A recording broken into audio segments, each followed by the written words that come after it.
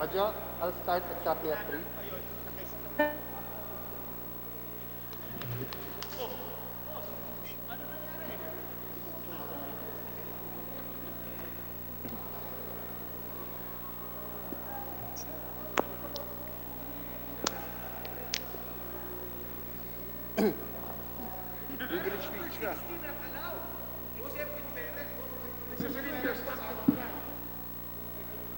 Guys, get ready. Good luck. Good luck.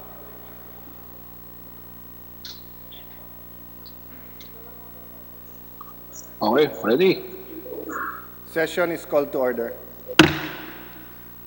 Please rise for the invocation to be delivered by Representative Florida Rida P. Robes of the Lone District of San Jose del Monte City.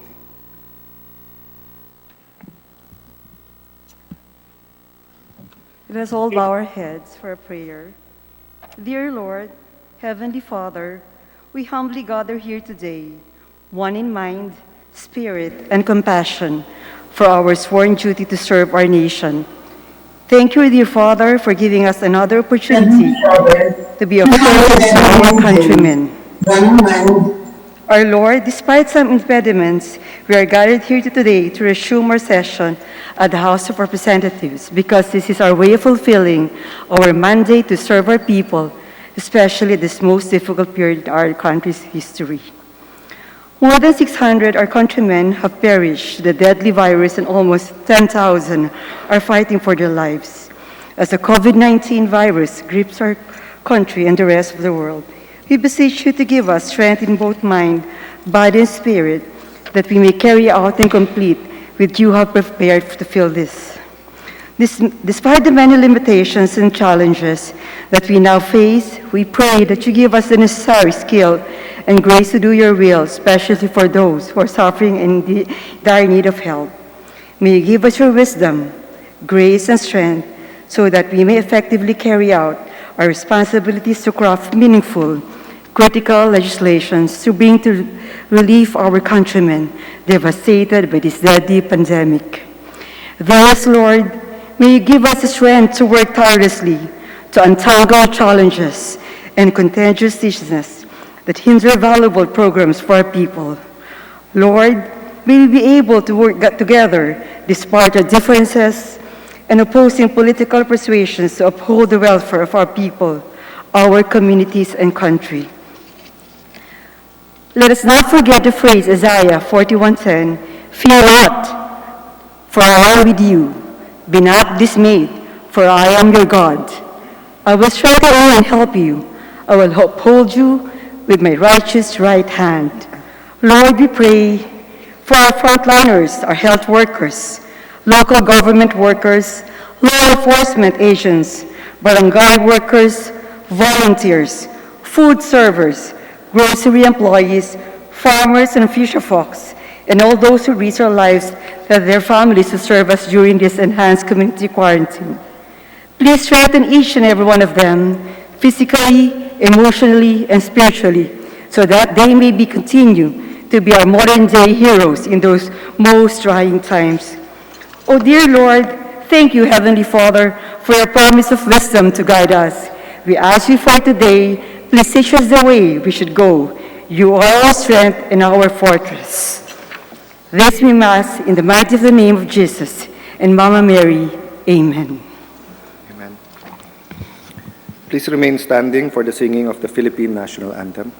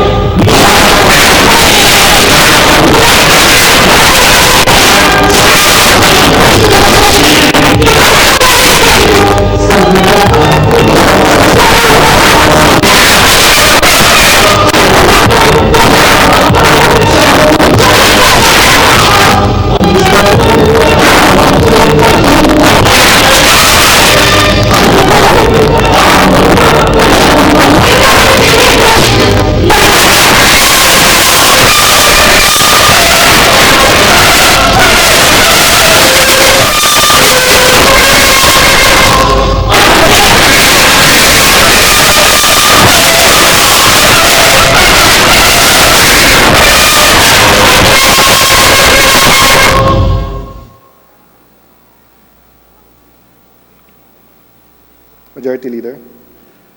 The Speaker of the House of Representatives, Speaker Alan Peter Cayetano, will address the body. Mankind was created in God's image. God created us to prosper us and not to harm us, to give us hope and a future.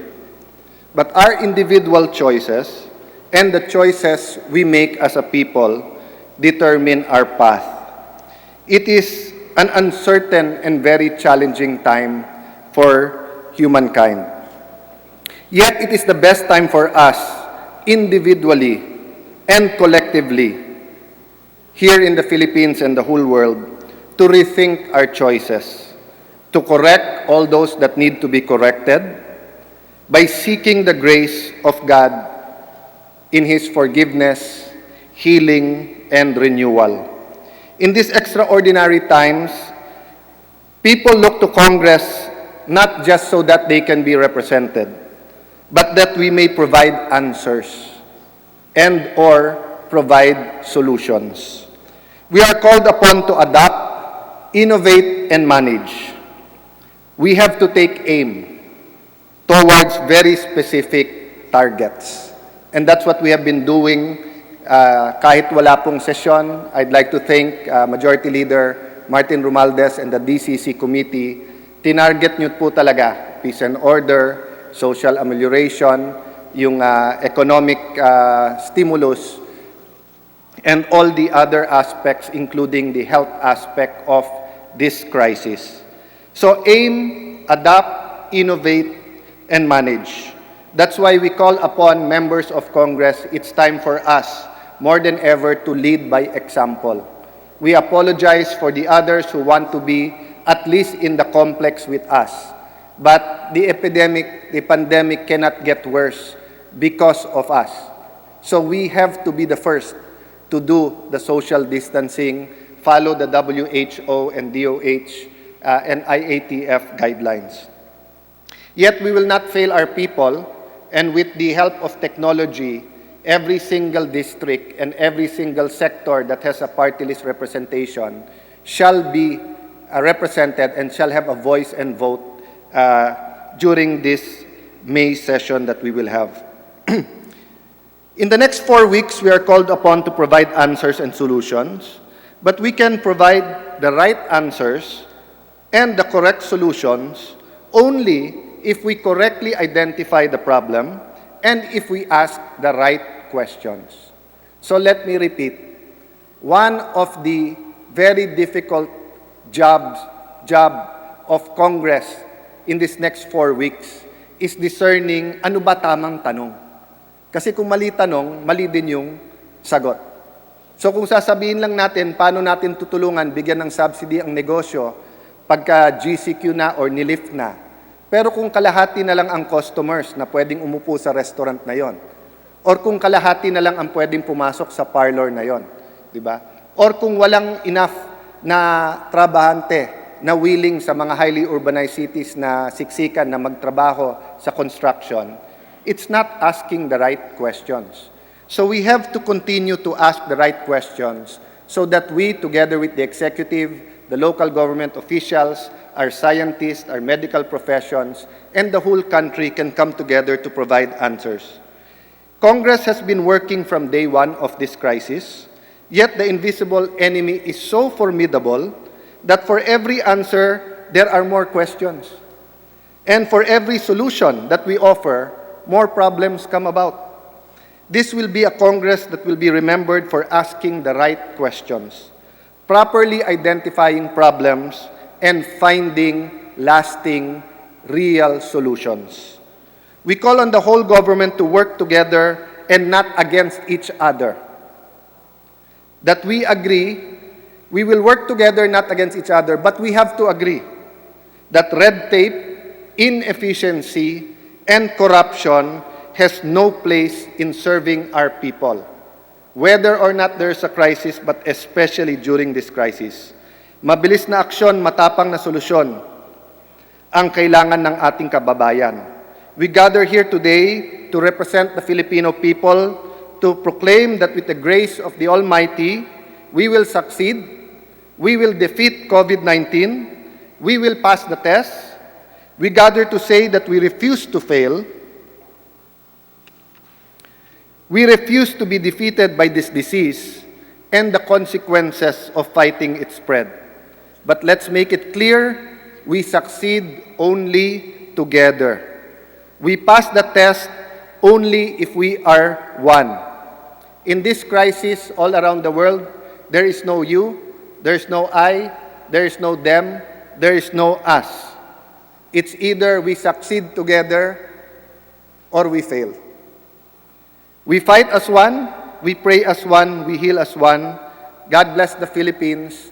Next 4 weeks, trabaho po tayo and let's get the solutions. Thank you, Majority Leader. Mr. Speaker, we will recognize the gentleman from the Kalusugan Party List, Congressman Mike Defensor from Quezon City.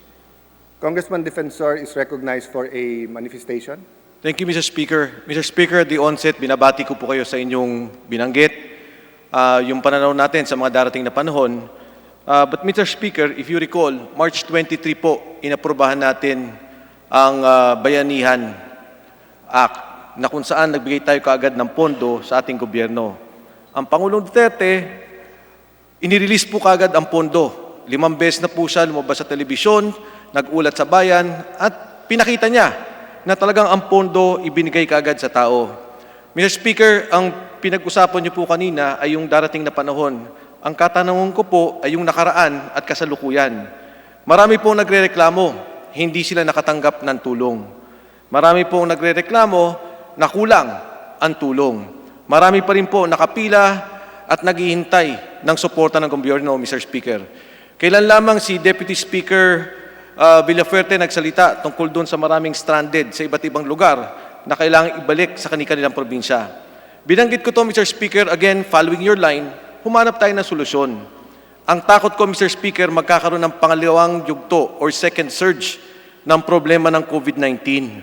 Hindi na po natin pwede payagan, Mr. Speaker, yung binanggit mong inefficiency, yung binanggit mong problema na hindi nabibigyan kaagad ng tulong ang ating mga kababayan. Mr. Speaker, at the proper time, we hope that Congress can conduct an investigation. Habang ngayon nandito tayo, may panahon, at meron pang nalalabing araw doon sa ECQ, sa GCQ, Mr. Speaker, siguro kailangan natin gawin yung tamang batas, tamang polisiya, na pag nangyari po ito, mabigyan ng tamang suporta ang ating mga kababayan, yung pondo umabot sa kanila, at yung pondo mapakinabangan. Inulit ko, Mr. Speaker, ginawa ng Pangulo ang kanyang trabaho, pero mukhang nagkaroon ng problema sa implementasyon sa mga ahensya ng gobyerno. Thank you, Mr. Speaker. The Chair joins the manifestation of the representative from the Kalusugan Party List, Congressman Defensor. At the right time, we will take all actions. In fact, today there will be privileged speeches and we ask the representatives to speak out, but as we criticize, we also provide solutions. So thank you for that manifestation. Majority Leader. Yes, Mr. Speaker, as the co-chair of the Defeat COVID Committee ad hoc meetings that we've been having, we would like to thank the Speaker for the trust and confidence na ibinigay mo sa atin. Kaya mulat na form itong DCC, nagmi-meeting po kami araw-araw, informally, pero higit 6 na technical working groups ang naganap. At kung sinasabi ni Kong Defensor, yung mga inefficiencies po, yung hangarin po yung mga DCC Technical Working Group ay ibigay natin, mag-ulat at mag-ugnayan sa ating mga kapong government officials, sa executive, sa lahat ng mga cabinet officials, sa agencies, kung ano po ang mga hinain, ang mga problema, at ano mga kinahanlan pa ng mga ating mga kababayan, mga kapwa nating mga Pilipino. We are very grateful for the opportunity to have this DCC conferred during this break. Sa totoo lang po, wala talagang break kasi lahat po ng mga kongresistas na umuwi sa mga sariling distrito, sila po ang nag-participate po dito sa ating mga DCC via Zoom conference meetings at saka technical working group hearings. At nagpapasalamat din po sa tayo lahat sa mga ating mga kapong government officials, executive, sina Secretary Sani Dominguez po, sina Secretary Bello, sina Secretary Bautista, sina Secretary Duque, lahat po sila at saka yung iba po, mga heads of agencies po, nakipag-ugnayan sa atin at sana po makakaisa na tayo dito kay itong mga sinasabi mga inefficiencies po talaga ay sobra-sobra na. Hindi na kaya po ng ating mga kababayan. Kaya po, we will still go ahead and we will forge ahead with the mandate that the Speaker has given us in the DCC, and we thank him for his direction, for his supervision, and for all of his advices and his active participation. Lahat po ng mga over 300 congressmen nagpaparticipate araw-araw. Kung hindi lang sa Viber thread, hindi lang sa Zoom, pero nagtatawag talaga tayo sa isa't isa kung ano pwede talaga natin magawa para sa ating mga kababayan.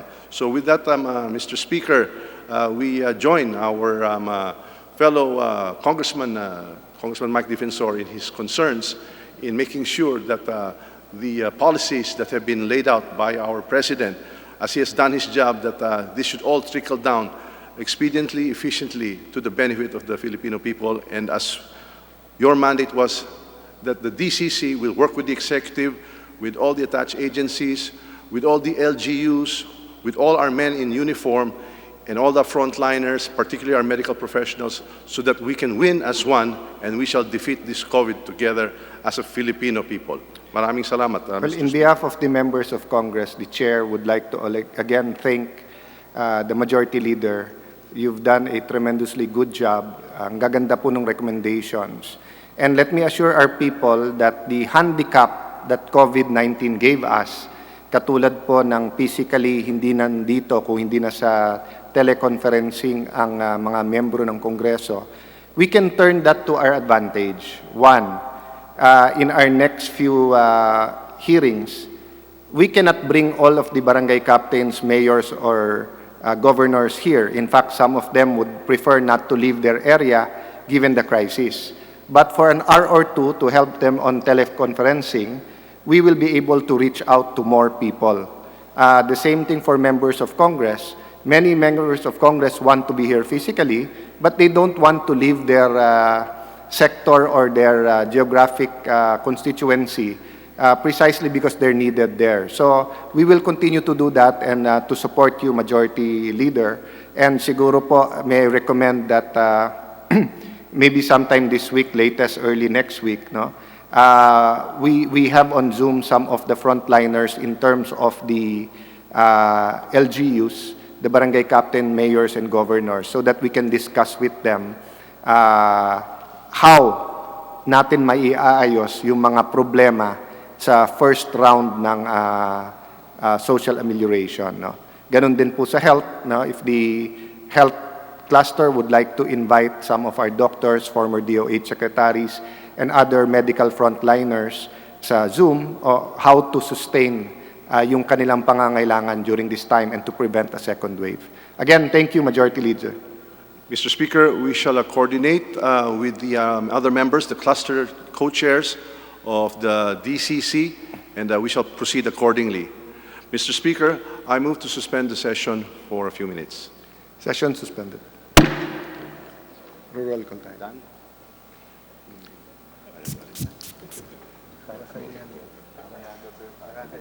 Ako din, boss. Ako din maglalagay, boss.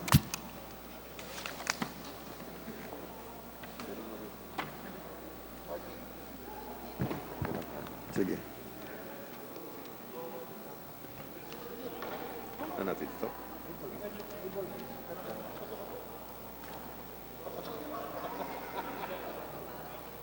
Ito kay speaker to.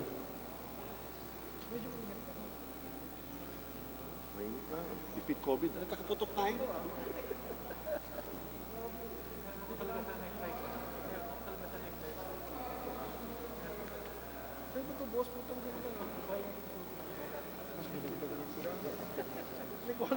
Pagkatapos na? After ng roll call.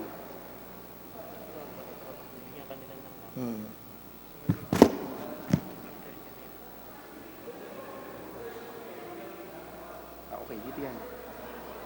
Okay. Amo?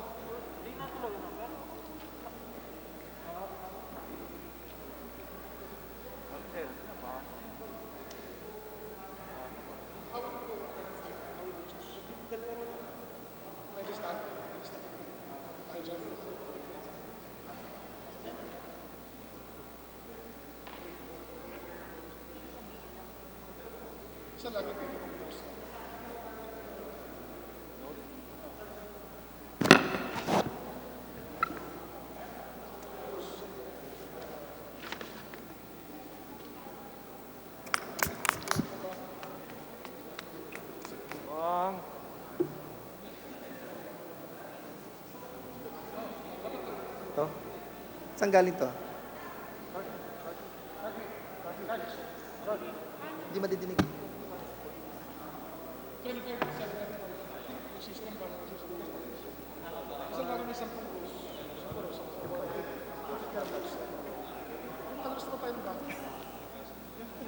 Wala kasing salon.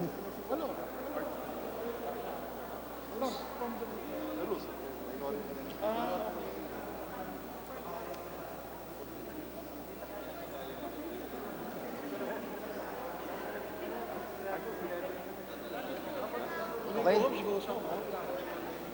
Okay, boss?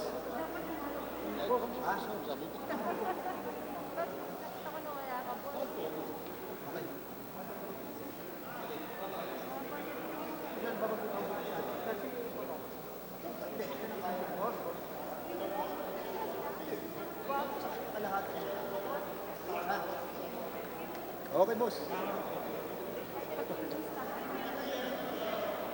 Hati-hati.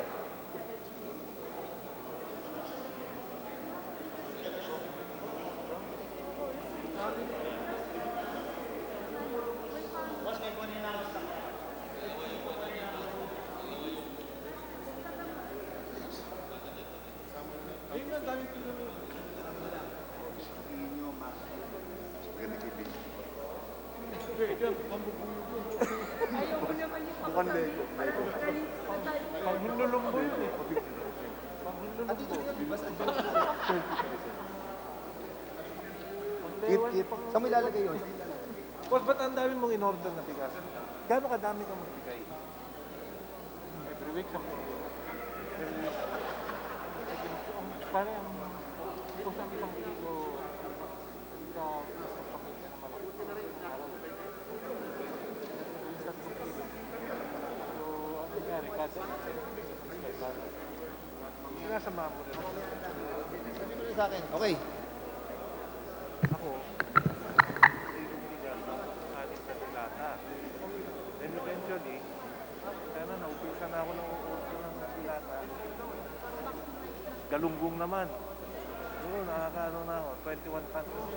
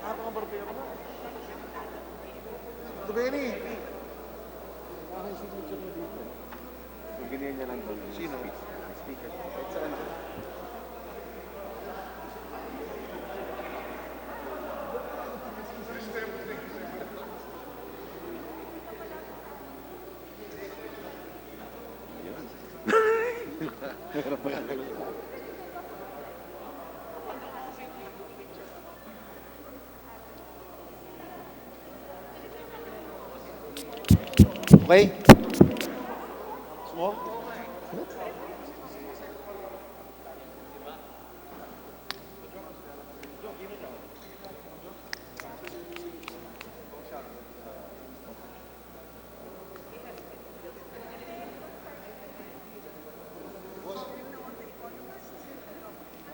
Medyo.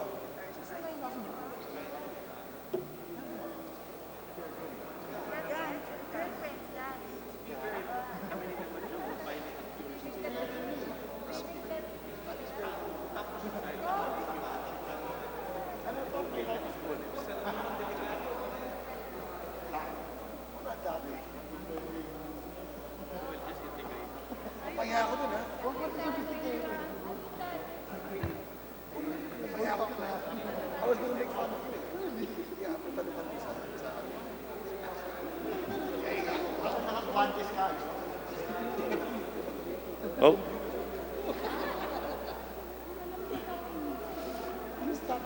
Ready?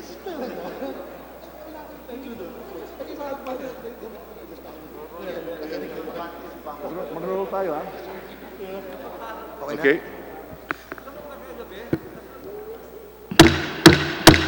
Session resume. Mr. Majority Floor Leader. Mr. Speaker, I move that we call the roll of members. The Secretary General is directed to call the roll of members.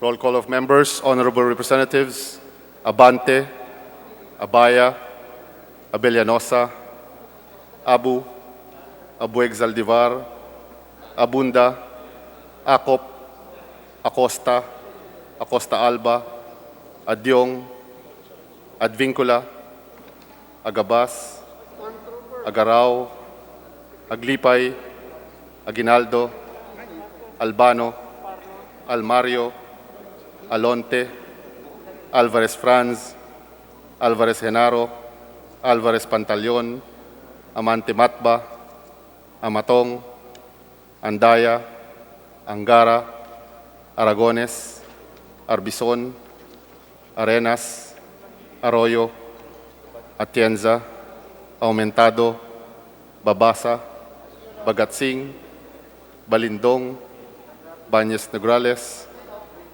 Barba, Barbers, Baronda, Barzaga, Bascug, Bautista, Bautista Bandigan, Belmonte, Benitez, Bernos, Biazon, Billones, Biron, Olilla, Bondok, Bordado, Bravo, Brosas, Bulot, Bustos, Kabatbat, Kabutsan, Cabredo, Cagas, Calderon, Calixto, Caminero, Campos, Canama, Kawagdan, Cari, Castelo, Castro Franz, Castro Fedinil, Cayetano Alan Peter, Cayetano Maria Laarni, Celeste, Chato, Chipeco, Chungalao, Co, Angelica, Co Elizalde, Coanco, Collantes, Crisologo, Cua, Coresma, Cueva, Culyamat, Dagook, Dalipe, Dalog, Datol, Daza, De Jesus, De Venecia, Defensor Lawrence, Defensor Michael, Del Mar, De Los Santos, De Los Montalia, Dimaporo Abdullah, Dimaporo Khalid, Duavit, Duhali, Duterte, D. Faustino Ino, D. Faustino Michael, D. Ian, Ebcas, Ecleo, Elago, Enverga, Erice, Erigel, Ermita Buhain, Escudero, Espina, Espino, Estrella,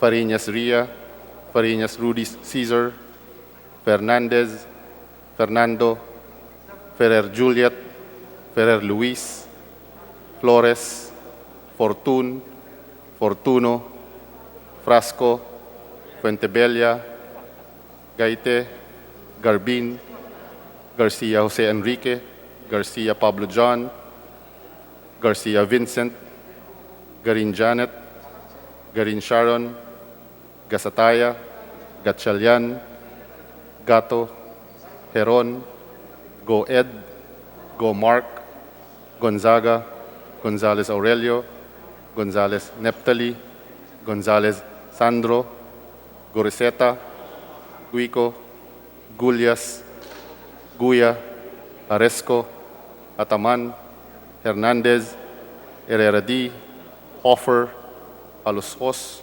Javier, Jimenez, Ko Elisa, Ko Wilton, Konghun, Labad-Labad, Lacson, Lacson Noel, Lagman, Lagon, Lara, Lazatin, Liachon, Legarda, Lim, Lim Kaichong, Lopez, Loyola, Lusotan, Macapagal-Arroyo, Maceda, Madrona, Malapitan, Mangawang, Mangudadatu, Marcoleta, Mariano Hernandez, Mariño, Marquez, Martinez, Matba, Matugas, Mendoza, Mercado, Momo, Natividad Nagaño, Nava, Nieto, Noel, Nograles Jericho, Nograles Juan, Nolasco, Núñez Malanyaon, Owamenal, Olivares,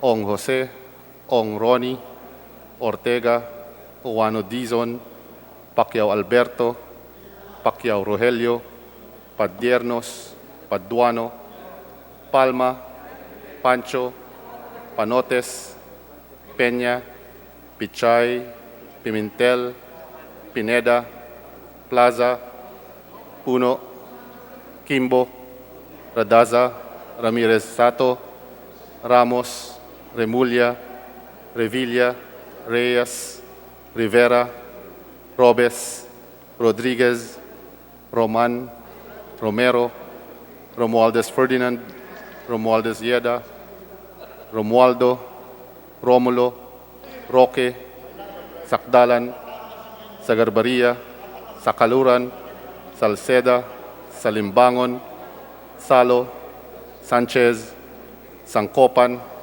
Santos Recto, Sarmiento, Saulog, Savellano, Siao, Silverio, Singson, Singson Mihan, Sinsuat, Swansing Estrelita, Swansing Horacio, Suarez Aleta, Suarez David, Suntay, Si Alvarado, Taduran, Talyado, Tambunting, Tan Elisa, Tan Angelina, Tan Samir, Tan Shari, Tan Sherney, Tejada, Teves Arnolfo, Teves Jose, Tianco, Tolentino, Torres Gomez, Tulfo, Tupas, Tutor, T. Alan, T. Diego, Umali Alfonso, Umali Maria Victoria, Unabia, Ungab, Uy Juliet, Uy Rolando, Valeriano, Valmayor,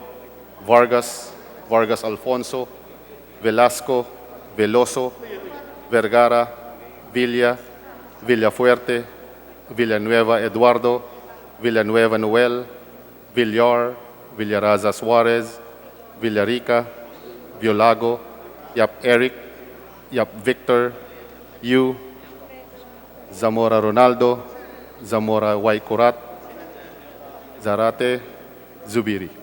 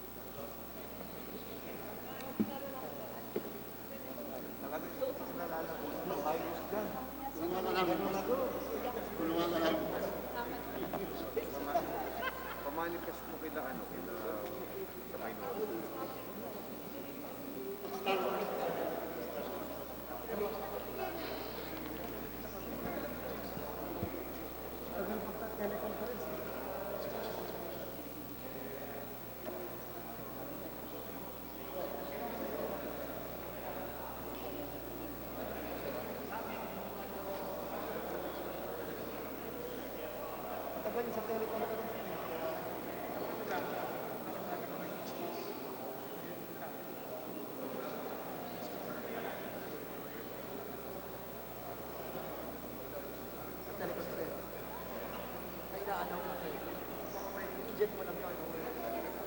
are you over there?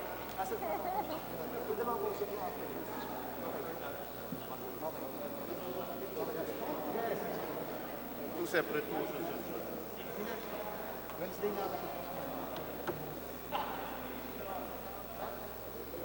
Interpolate mo, wala pa akong issue doon. Sige. Bibigay ko sa'yo yung issue ko. Bibigay ko sa'yo yung issue ko. Tama.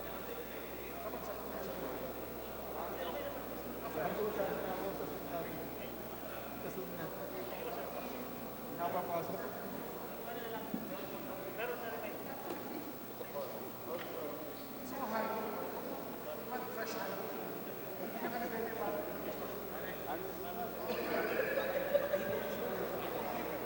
Wala ka ba lighter? Sino may lighter? Sindihan natin. May lighter ka? Sino may lighter? Isindihan mo tayo. Ano ba isindihan mo? Mukhang may karanasan kayo, no? Siya lang makakagawa yan sa'yo. Siya ba? Marami siyang alam tungkol sa'yo. Ano to eh? Magaling mag-preacher. Magneto, X-Men. Magneto. Preacher to, magaling mag-preacher. Gawa ba ng Maynila yan? Ang paborito nito, classmate. Ha? Lahat ng babae mo kinakausap. Sino gumawa? Hindi nag-preach siya. Buwan niya, architect pa. Yan ang nag-preach. Hindi pa. Ayaw ko naman senior citizen. Hindi kasi.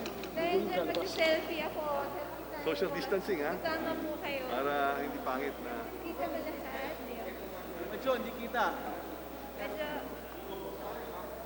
Ayun.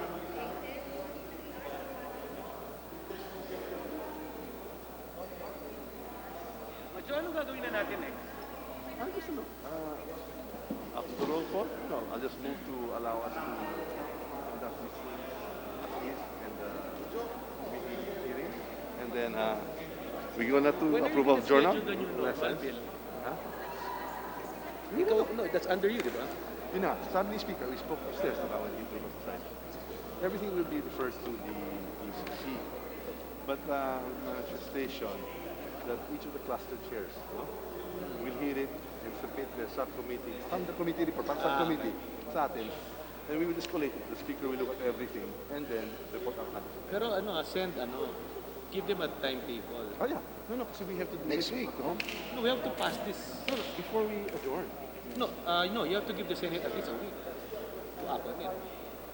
Baka ganun pa ka. No, the good thing is if they don't happen. That's right. I think we just have enough time.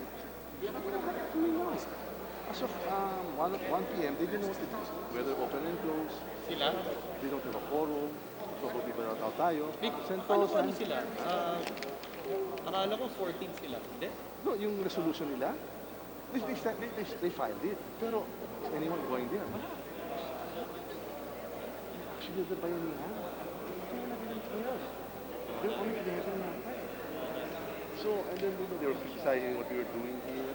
Kaya mas maganda pa rin ito. And then, sabi in between us. they have to talk to us. Ano yun, Ray? Kaya di yan. Dapat sa araw. Yes, part to conditional. Oo. Extend mo yan eh. Tsaka, hindi na nag-usapan. Tapos, biglang, Dinenggoy tayo na. hindi na ka ng lemon gano'n. Kasi biglang verbally, wala ka na. No, ito ang hindi nyo alam. Alam nyo na. I went there 3 days before the issue and he committed to issue the... Mark committed to endorse and he will do it. How can Mark endorse the 2 days after the issue ng budget circular? Yun na nga, that's why Mikey, I was telling you, remember the morning of the... Yeah. You were all there? Kabisado. Yes, di ba? So we thought all okay and they were assuring us. So this was going on telling... Pero yeah. Pero okay na. Si Speaker nagpunta Malacanang. Yeah, but Pero pinahirapan tayo. pinag-jogging tayo. Pero it's a lesson whether kakampi assurance ilagay na sa provision. Papatay din. May mic.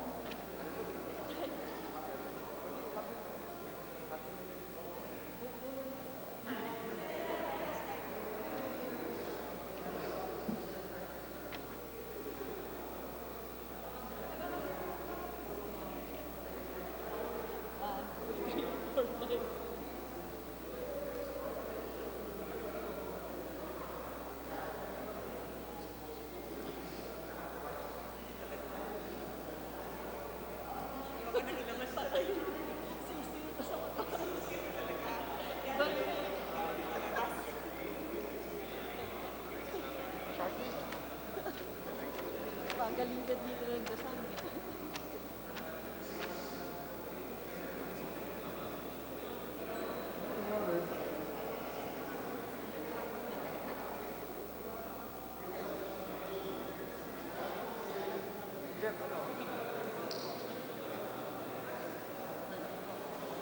Ano ba? Wala pa.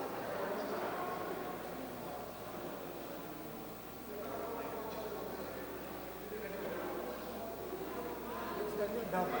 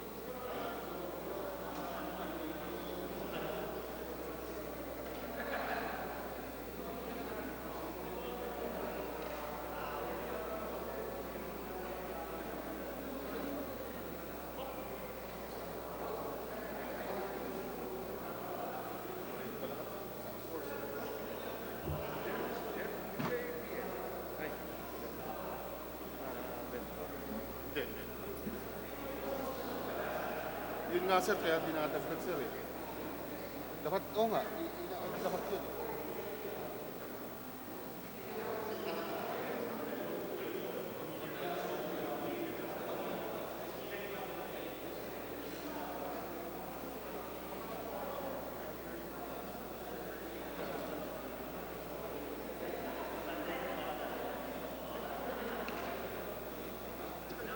Dagdag na lang natin mamaya sir.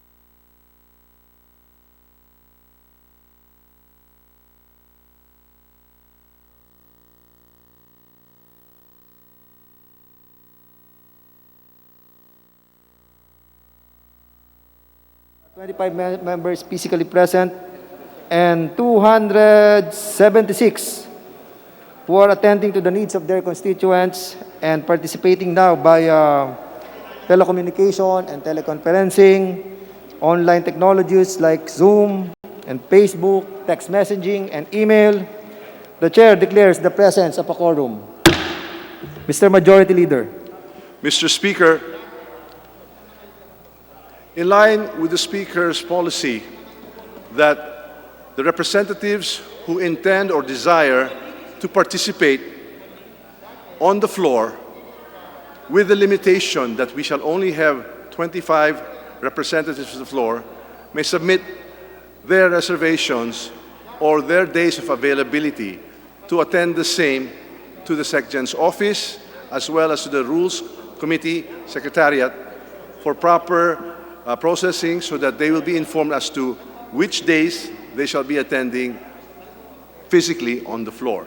The rest, as I will pursue, will be able to attend via the Zoom platform, registering their attendance via Viber or text, and other electronic means as possible. Mr. Speaker. There's a motion by Majority Floor Leader. Is there any objection? Hearing none, the said motion is now approved.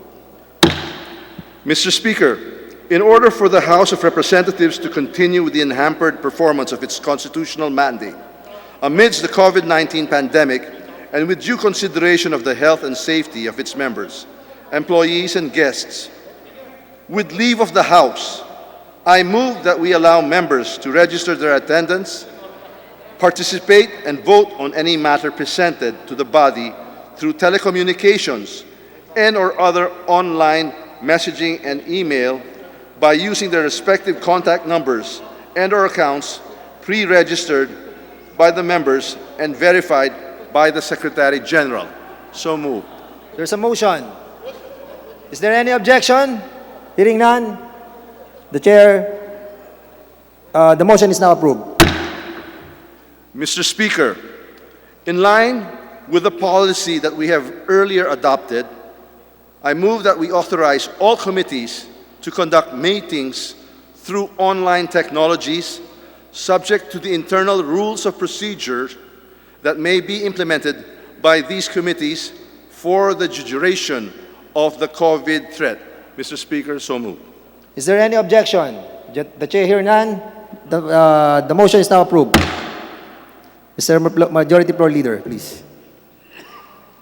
Mr. Speaker, I move that we approve Journal Number 53 of the session dated March 10, 2020. Is there any objection? The Chair hears none. The motion is now approved. Mr. Speaker, I move that we proceed with the reference of business and that the Secretary General be directed to read the same. The Secretary General is directed to read the reference of business. Reference of business, bills on first reading, House Bill 6557, declaring the Mount Pulag protected landscape in some portions of the municipality of Cabayan, Bocod, and Buguyas, all in the province of Benguet. Representative Chongalao. To the Committee on Natural Resources. House Bill number 6559, 6571, 6608, and 6609, renewing extending franchise granted to Northern Mindanao Broadcasting System, Soundstream Broadcasting Corporation, Representatives Pimentel, Garcia Pablo Jan, Salo, and Rivera. To the Committee on Legislative Franchises. House Bill 6560, providing a standard of care for the treatment of persons with bleeding disorders, Representatives Gaite and Zarate. To the Committee on Health. House Bill 6561, granting mandatory government support for triplets, quadruplets, and other higher order multiple births, Representatives Gaite and Zarate. To the Committee on Health. House Bill 6562, mandating the appointment of barangay health workers, Representatives Gaite, Zarate, Castro Franz, Brosas, and Elago. To the Committee on Local Government. House Bill 6564, requiring land, air, and sea transport providers to provide priority seating for the elderly, Representative C. Alvarado. The Special Committee on Senior Citizen. House Bill 6565, transferring the powers and functions of the Insurance Commission to the Bangko Central, Representative C. Alvarado. The Committee on Banks and Financial Intermediaries. House Bill 6566, developing the TICOG Industry creating for the purpose Banig Subsidy Fund and the Tikog Research and Development Center, Representative Stan Shari. To the Committee on Agriculture and Food. House Bill 6572, establishing a campus of the Polytechnic University of the Philippines sa Cabiao, Nueva Ecija, Representative Natividad Naganyo. To the Committee on Higher and Technical Education. House Bill 6573, regulating the education, licensure of physicians and practice of medicine in the Philippines, Representative Natividad Naganyo. The Committee on Civil Service and Professional Regulation. House Bill 6574, integrating mandatory swimming and survival lessons in water safety in K-12 basic education, Representative Lusotan and Uy Rolando. The Committee on Basic Education and Culture. House Bill 6575, strengthening public-private partnerships, Representatives Garon Sharin. Committee on Public Works and Highways. House Bill 6576 and 6577, declaring as tourist destination the Kapurpurawan Rock Formation and Sinking Bell Tower in the province of Ilocos Norte, Representatives Farinas Ria and Farinas Rudy Caesar. Committee on Tourism. House Bill 6578, creating the Lamon Bay Development Authority, Representative Stan Angelina. To the Committee on Government Enterprises. House Bill 6579, providing for a national policy, adolescent pregnancy, including its prevention, Representatives Fortun. To the Committee on Welfare of Children. Representative House Bill 6580, amending the franchise granted to Muslim Mindanao Radio and Television Network, Representative Robes. To the Committee on Legislative Franchises. House Bill 6581 to 6584, converting certain roads into national roads in the province of Romblon, Representative Madrona. To the Committee on Public Works and Highways. House Bill 6586, providing for standards for the practice of rehabilitation medicine, Representative Lacson Noel. The Committee on Civil Service and Professional Regulation. House Bill 6587, declaring the City of Malabon in the Metropolitan Manila Cultural Heritage Zone, Representative Lacson Noel. The Committee on Basic Education and Culture. House Bill 6588, instituting the Magna Carta of Filipino Seafarers, Representatives Gaites, Zaratef, Castro France, Brosas, and Elago. The Committee on Overseas Workers Affairs. House Bill 6592, establishing the final forest land boundary of the province of Siquijor, Representatives Villa. Committee on Natural Resources. House Bill number 6600 to 6602, establishing various national high schools in the province of Bukidnon, Representative Zubiri. The Committee on Basic Education and Culture. House Bill 6603, providing for the protection of financial consumers, Representatives Legarda. The Committee on Banks and Financial Intermediaries. House Bill 6604, promoting the manufacture, assembly, importation, sale, distribution, use and development of hybrid and alternative fuel vehicles by granting tax exemptions and providing incentives, Representatives Legarda. Committee on Ecology. House Bill 6605, establishing Land Transportation Office in Pandan Antique, Representatives Legarda. Committee on Transportation. House Bill 6606, appropriating the sum of 370 billion for the 2020 fiscal stimulus package to address the economic impact of COVID-19, Representative Skimbo. To the Defeat COVID-19 Ad hoc Committee. House Bill 6607, providing for the institutionalization of the conditional matching grant to provinces for road and bridge repair, rehabilitation, and improvement, Representatives Yap Victor. To the Committee on Public Works and Highways. House Bill 6611, granting tax incentives to private entities who employ senior citizens as employees, Representative Skimbo. To the Committee of... 28, Senior Citizens. To the Special Committee on Senior Citizens. House Bill 6612, appropriating the amount of 10 billion pesos to fund an emergency tourism stimulus program of the Department of Tourism to mitigate the effects of COVID-19 in the tourism sector, Representatives Rodriguez. To the Defeat COVID-19 Ad hoc Committee. House Bill 6613, appropriating the amount of 3 billion pesos to fund an emergency employment program of the Department of Labor and Employment to mitigate the effects of COVID-19 on the employment sector, Representatives Rodriguez. Defeat COVID-19 Ad hoc Committee. 6614, appropriating the amount of 10 billion pesos to fund emergency business stimulus of the Department of Trade and Industry to mitigate the effects of COVID-19 on the business sector, Representatives Rodriguez. To the Defeat COVID-19 Ad hoc Committee. House Bill 6615, reapportioning the province of Benguet into 2 legislative districts, Representatives Yap Eric. To the Committee on Local Government. House Bill 6617, mandating a 30-day national payment holiday due to coronavirus disease 2019 pandemic, Representatives Castelo. To the Defeat COVID-19 Ad hoc Committee. House Bill 6618, establishing an epidemics and/or pandemic preparedness plan, Representative C. Alvarado. To the Defeat COVID-19 Ad hoc Committee. House Bill 6619, providing a stimulus National Stimulus Strategy to Restore Economic Growth and Employment, Representative Salceda. To the Defeat COVID-19 Ad Hoc Committee. House Bill 6620, providing emergency food subsidy to every poor Filipino family affected by the enhanced community quarantine due to COVID-19, Representative Legarda. To the Defeat COVID-19 Ad Hoc Committee. House Bill 6621, mandating a moratorium of financial obligations under state of calamity, Representative Herrera D. To the Defeat COVID-19 Ad Hoc Committee. House Bill 6622, the Philippine Banking Industry Resilience Act against COVID-19, Representative Skua. To the Defeat COVID-19 Ad Hoc Committee. House Bill 6623, establishing policies and regulations for the new normal for the workplace and public spaces, Representatives Cayetano, Alan Peter, Villafuerte, Duterte, Legarda, Romualdez, Ferdinand Martin, Yap Eric, Defensor Michael, and C. Alvarado. To the Defeat COVID-19 Ad Hoc Committee. House Resolution 785, urging the Committee on Energy to immediately investigate into the status of the distribution of electricity in Iloilo City, Representatives Lagon. Committee on Rules. House Resolution 786, directing the Committee on Agriculture and Food to inquire on the liberalization of fertilizer importation, Representatives Violago. To the Committee on Rules. House Resolution 788, urging the Department of Health to provide sign language interpreters during their media briefings on COVID-19, Representatives Crisologo. To the Committee on Health. House Resolution 790, directing appropriate committees to inquire on the proposed waterage increase of Zamboanga City Water District, Representative Jimenez. Committee on Rules. House Resolution 791, directing the Mindanao Development Authority and the National Secretary for the BIMP-IAGA Sub-Regional Initiative to vigorously undertake convergence strategies with the national government agencies, Representative Pacquiao Crojelio. To the Special Committee on East Asian Growth Area. House Resolution 792, expressing profound condolences on the House on the demise of Adoracion Villanueva, Representative Olivares. To the Committee on Rules. House Resolution 793, commemorating the 100 years of Philippine cinema, Representative Legarda. To the Committee on Public Information. House Resolution 794, directing the Committee on Climate Change to look into the integration of circular economy concept, Representative Legarda. Committee on Rules. House Resolution 795, urging the House through the Committee on Human Rights to investigate on the recent attacks against Lumad schools in Mindanao, Representatives Colyamat, Zarate, Gaite, Castrofrans, and Elago. Committee on Rules. House Resolution 796, urging the House Committee on Basic Education to inquire into the present state of quality of education, Representative Escudero. Committee on Rules.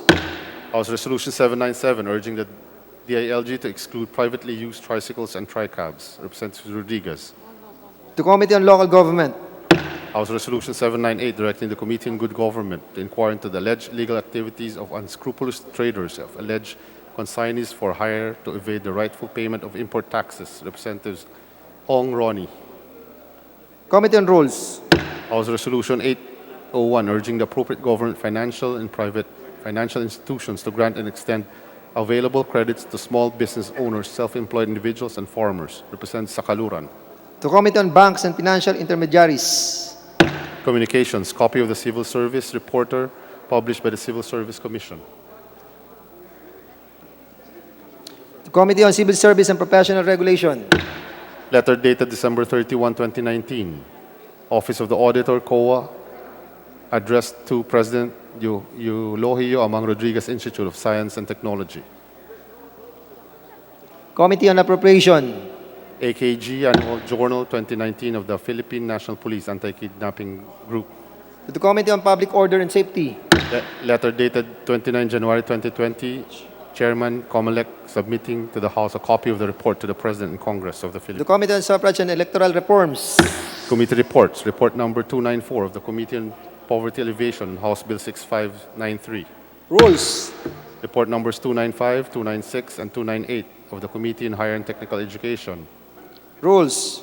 Report number 297 of the Committee on Higher and Technical Education Appropriations. Rules. Report number 299 of the Committee on Local Government. Rules. Report number 300 of the Committee on People's Participation. Rules. Report number 301 of the Committee on Overseas Workers Affairs. Rules. Majority Floor Leader.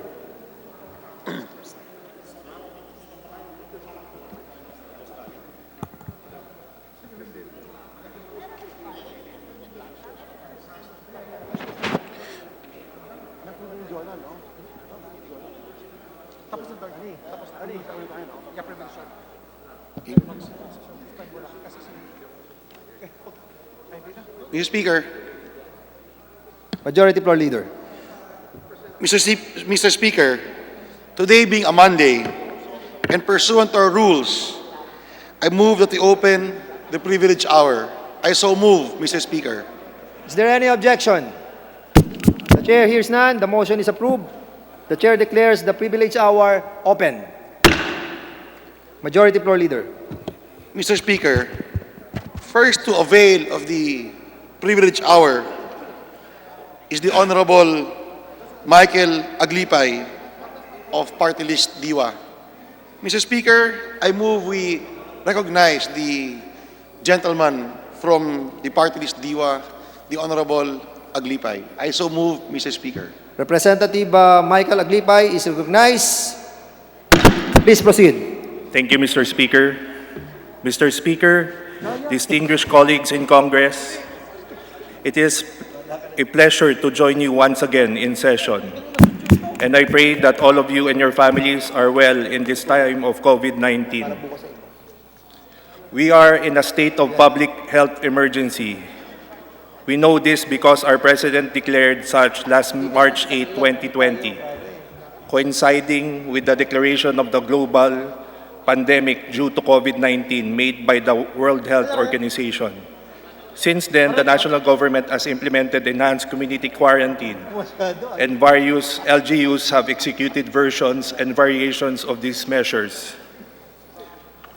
We are in a state of public health emergency because of the spread of COVID-19 is not effectively contained. It would flood our public health system and cause its collapse. We are lucky, though blessed perhaps, that so far the measures taken by our government and the selfless work put in by the healthcare frontliners, our new heroes, has allowed the Philippines to be successful in controlling the outbreak relative to countries in Europe and the United States. As of May 3, 2020, we have 9,223 cases, or around 84 COVID cases for every 1 million Filipinos, while in Europe and US, the range runs from 3,000 to 5,000 cases for every 1 million in population. We are in a state of public health emergency, and the perspective of this representation, it is not only because the WHO or our President said so, but because this pandemic has opened the eyes of many on how vulnerable our public health system truly is. In particular, the service delivery aspect of our system, that which deals with public health facilities and the health human resources that come with it, have been of great concern throughout our fight against COVID-19. The question on testing centers and capabilities resonated for quite some time. So did the number of hospitals that declared the inability to receive more patients due to full capacity. We are in a state of public health emergency, and this representation believes that long after this pandemic is placed under control, our public health facilities would remain a great concern. I remember, my colleagues, long before COVID-19 came, 6 years ago to be exact, I had the unfortunate experience of bringing a household helper in a government hospital only to be turned away to overcapacity. We inquired in 2 more public hospitals, but the same happened. We were turned away. It did not matter that our patient was in excruciating pain and was pale all over. If it were not yet a life or death situation, they would not entertain us. We finally brought her to a private facility where she received treatment. It was appendicitis. At that point, I asked myself, ganito na ba talaga ang government hospital sa atin? Hindi nakapapansinin kung hindi life or death situation. The memory of this experience came back when I read the story of Arnel Boco last April 2. He was a father who expired due to heart attack, but was suspected also of having COVID-19. His children narrated how they were turned down in hospitals that they went to due to lack of capacity, up until Mr. Boco met his death. More recently, last April 25, we read the story of Cathy Bulatao, who died of complications of childbirth after being refused by 6 hospitals. Is nothing short of heartbreaking.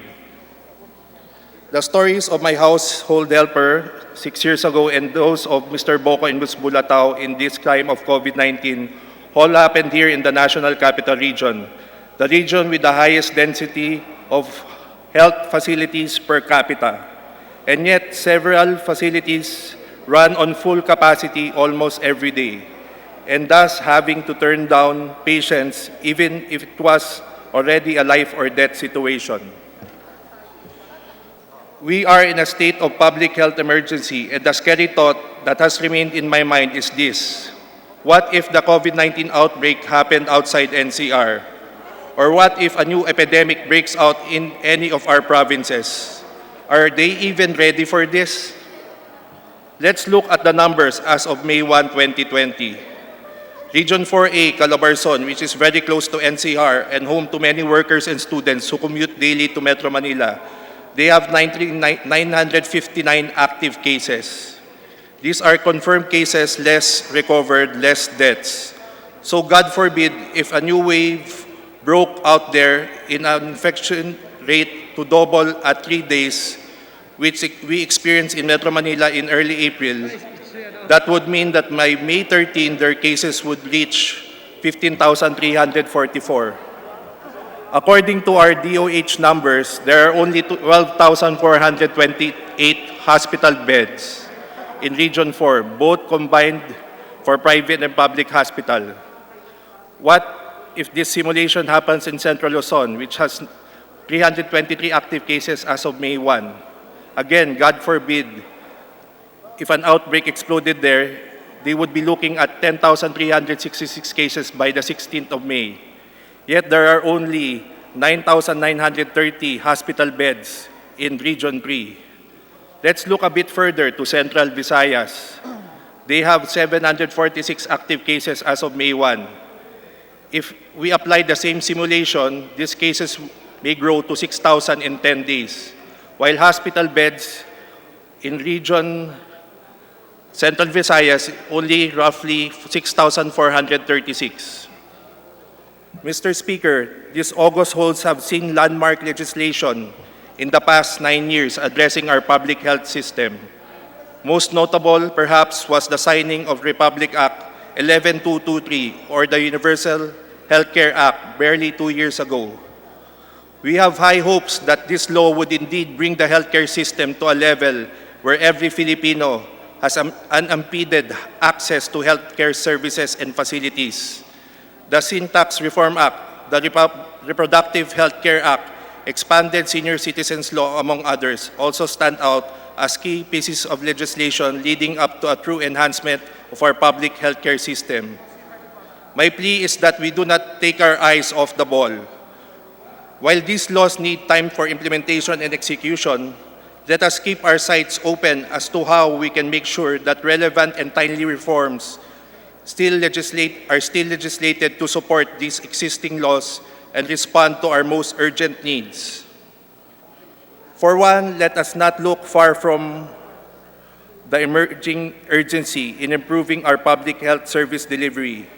Even without the COVID-19 pandemic, our vulnerabilities have already been exposed by studies and researchers in the past. For instance, there is a PCIJ research which reveals that the ratio of government health service facilities to population is very alarming. There is only one government hospital bed for every 230,000 Filipinos. There is only one government hospital bed for every 47,000 Filipinos.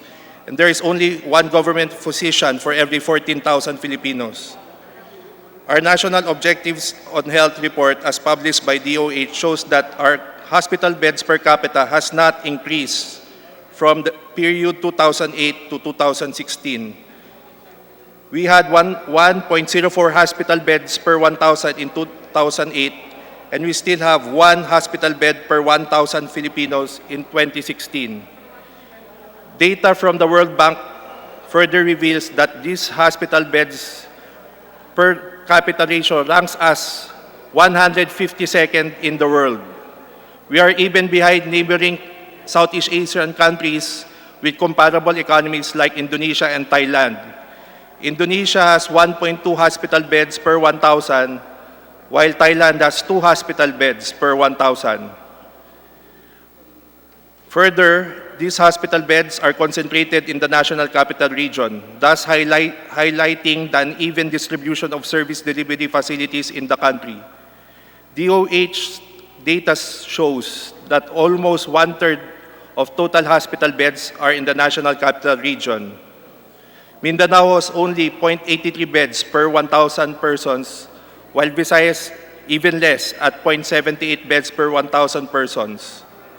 Despite the higher density of government hospitals and hospital beds in NCR, they are still highly overutilized. The DOH HFSRB report in 2010 and 2012 tells us that DOH managed centers or level 3 hospitals had a bed capacity of 128% in 2012. That means that out of every 4 beds, out of every 4 beds were shared by 2 patients. No wonder the experience I narrated earlier on hospitals turning away patients due to full capacity is not isolated. Our very own government level 3 hospitals are running over capacity. Diagnostic imaging equipment, which typically are available in level 3 hospitals and medical centers, are also lacking in regions outside NCR. Compared to ASEAN countries, the Philippines also has low density of CT scan equipment and mammography equipment. Compared to ASEAN neighbors, it may be acceptable that world-tier countries like Singapore, Brunei, and Malaysia are ahead of us. But Thailand, which is very comparable to the Philippines in terms of size and economy, has 6 times more CT scan equipment per 1 million population than the Philippines. And of course, facilities would be meaningless without the necessary human resources for health. Doctors, nurses, and other healthcare workers.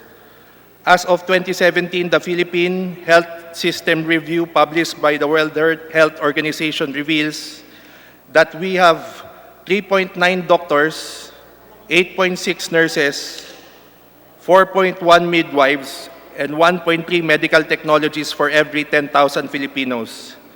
The ratio of 12.7 nurses and midwives for every 10,000 Filipinos is just about the same with Indonesia and Vietnam. But again, it's way below Thailand, which has 2.8 nurses and midwives for every 10,000 citizens. Despite this, the Philippines ranks the #1 source country for deployment of nurses to foreign countries in the world, and #6 source country for deploying doctors to foreign countries. This means that we have overworked nurses and midwives in our country, not because our supply is lacking, but because we cannot keep the supply within this country. And I reckon that the opportunities are simply not compelling enough for them to stay. The report entitled OECD WHO Health at a Glance Asia Pacific 2018, Measuring Progress Towards Universal Health Coverage, gives an insightful look into where we stand as a country compared to our neighbors.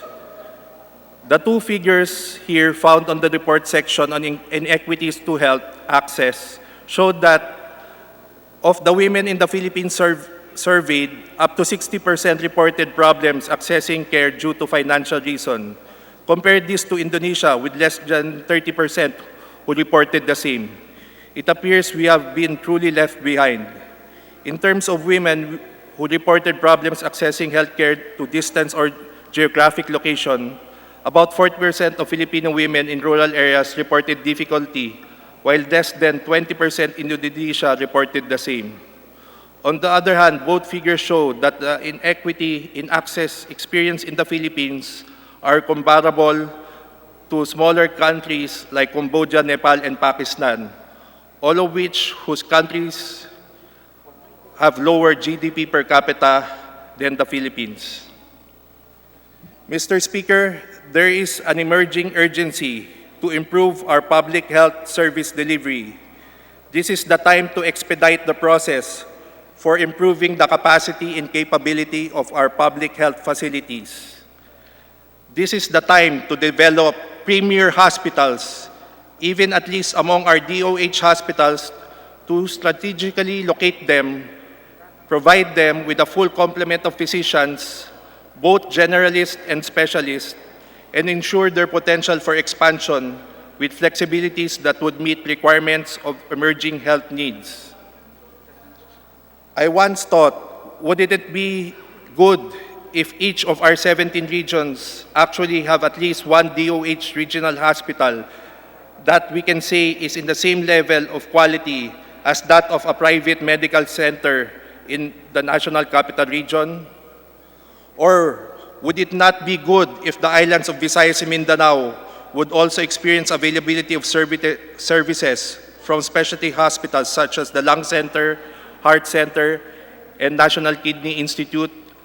After all, it will soon be 40 years since we've seen any government hospital newly built in the caliber of this specialty hospital.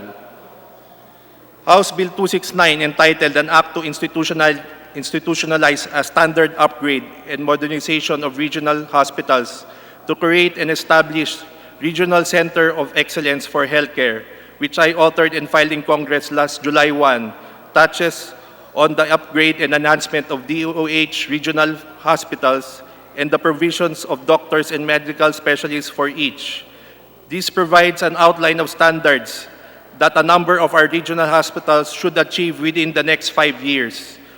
For new regional hospitals that will be built should attain, and so as to reach caliber of service delivery that our people in regions all over the country deserve.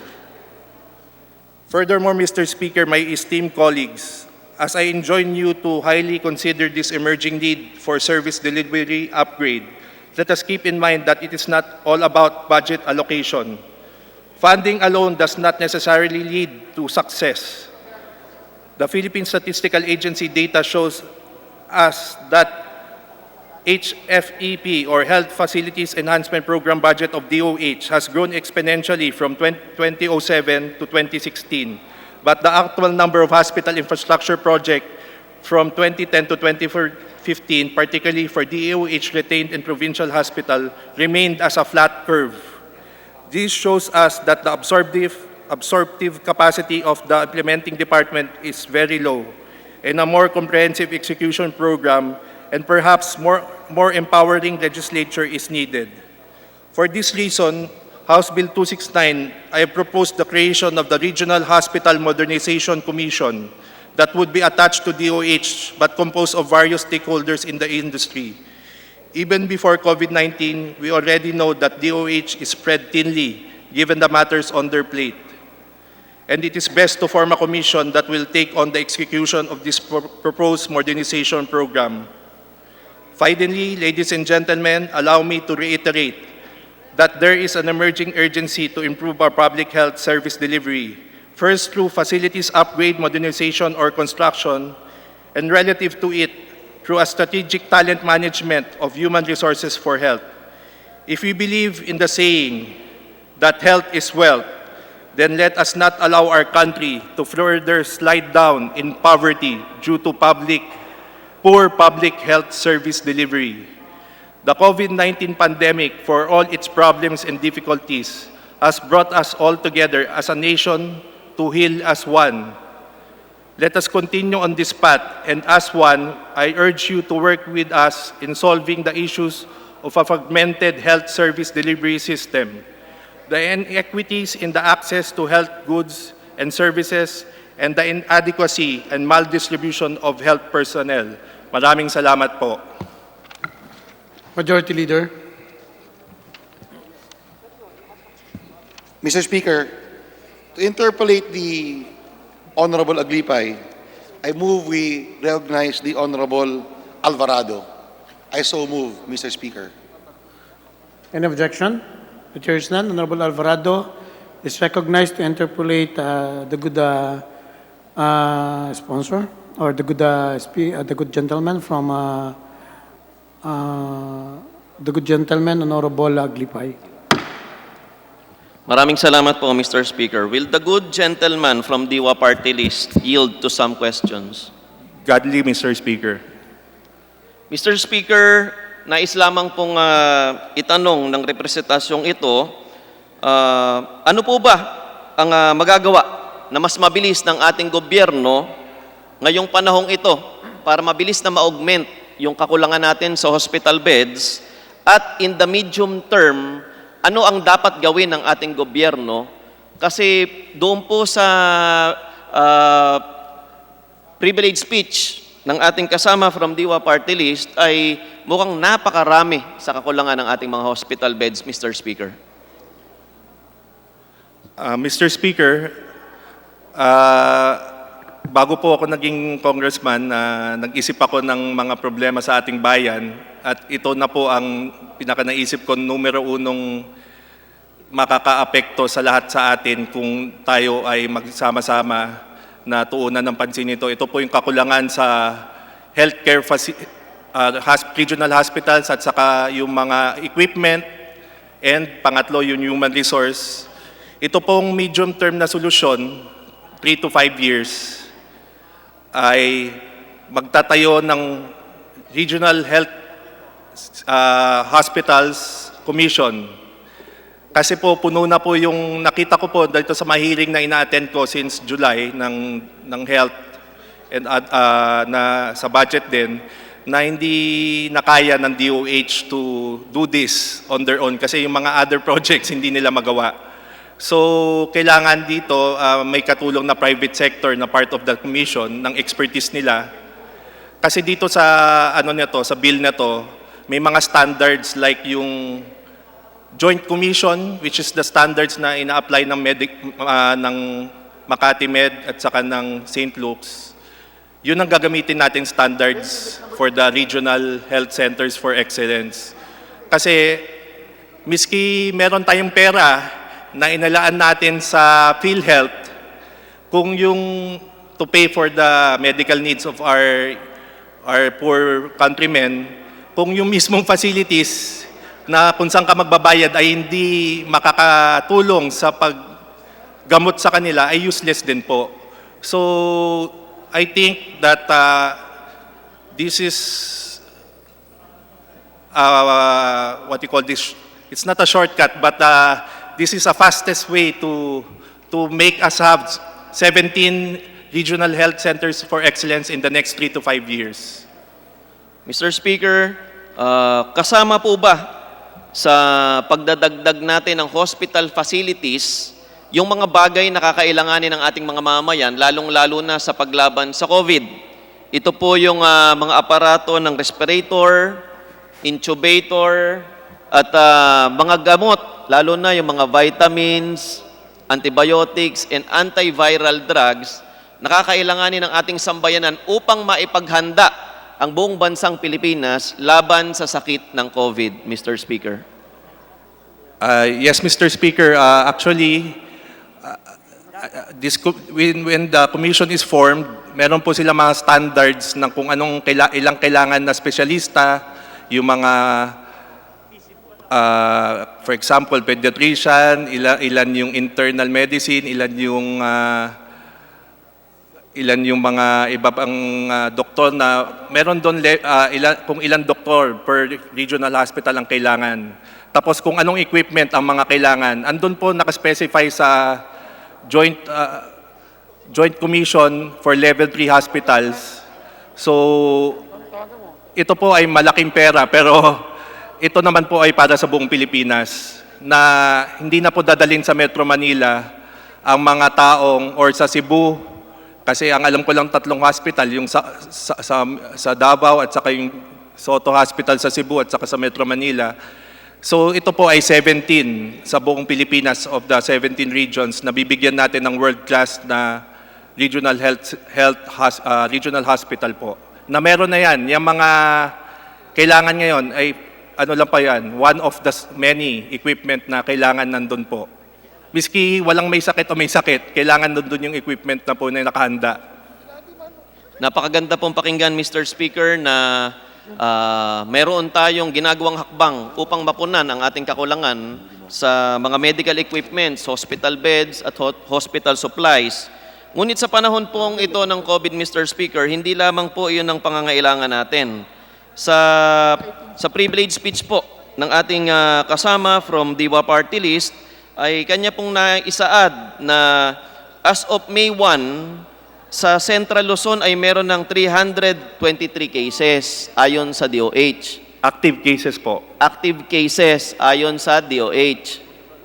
Ngunit sa Central Luzon Center for Health Development, ang nakalagay ay 374 ang confirmed case, hindi nakalagay kung active or inactive, pero ang admitted lamang ay 190. Ibig sabihin,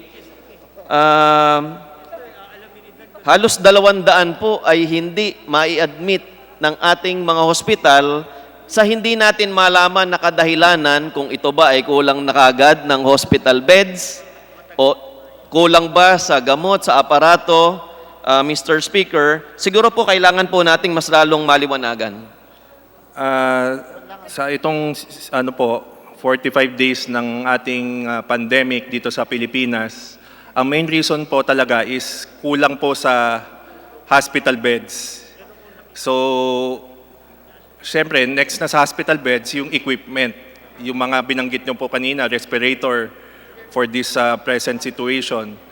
So, kung bibigyan natin pansin ito, ma-empower natin ang isang commission to put the same level of equipment and the same number of doctors and specialists in every regional center in the Philippines. This would be an equitable way of solving the problem since miski rural o miski agricultural yung ating part ng bansa na yon ay may ganong ka-level na ospital. Para po lahat yan sa ating taong bayan.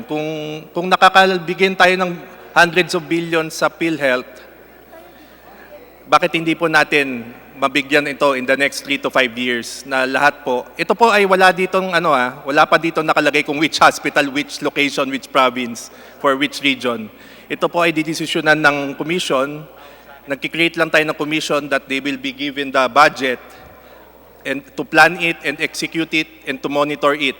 Pag natayo na po yung 17, sila po magmo-monitor na yung standards. Hindi po mababawasan. Ibig sabihin po yung equipment ay hindi nasisira at saka yung mga doktor, kung aalis man yung doktor na yun, mapapalitan ng isa pang specialista. So ito po ay parang another bureau, another commission under the DOH. Pero ito po ay gusto natin ay parang GOCC siguro para meron din sa yung private sector. Mr. Speaker, maigi pong pag-aaralan ng inyong abang lingkod mula sa lalawigan ng Bulacan ang napakagandang panukala po ng House Bill na ito mula sa ating kasama, mula sa Diwa Party List. At makakaasa po kayo sa mga darating na panahon ay hindi po natin masabi kung mag-co-author po tayo o gumawa tayo ng same measure na kagaya po o nalalapit dito po sa ginawang House Bill ng ating good gentleman from Diwa Party List.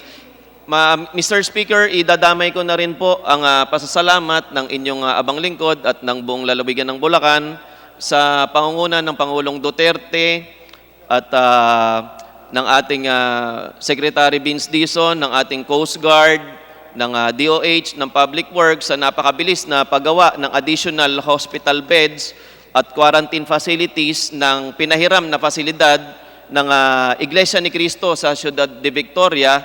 At ito po ay pinagtulong-tulungan at alam ko maraming nagdonasyon ng mga korporasyon dito upang maibigay ng libre yung ating mga hospital beds at ating mga facility. At isang masigabong palakpakan po para sa ating Pangulo sa napakabilis na karagdagang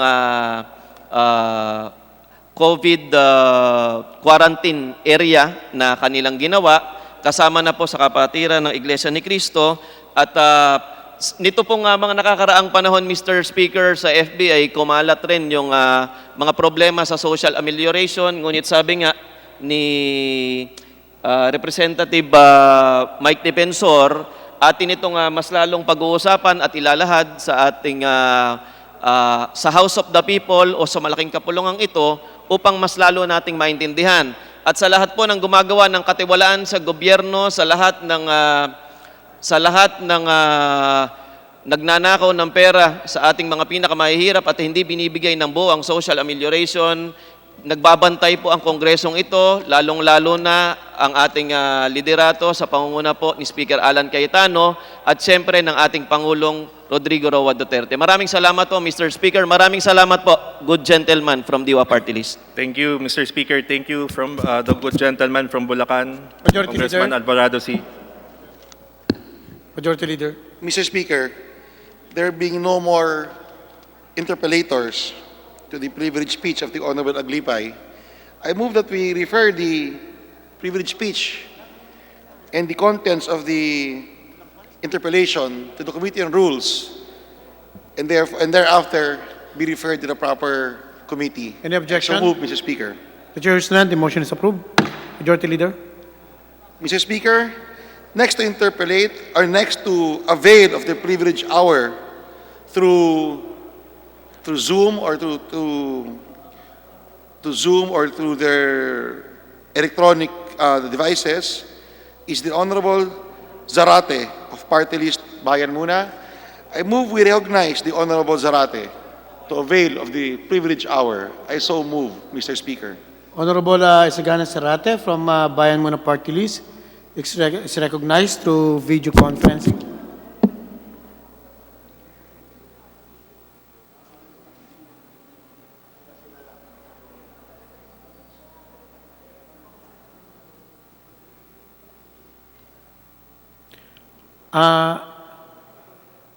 Honorable Sarate, naka-mute ka yata.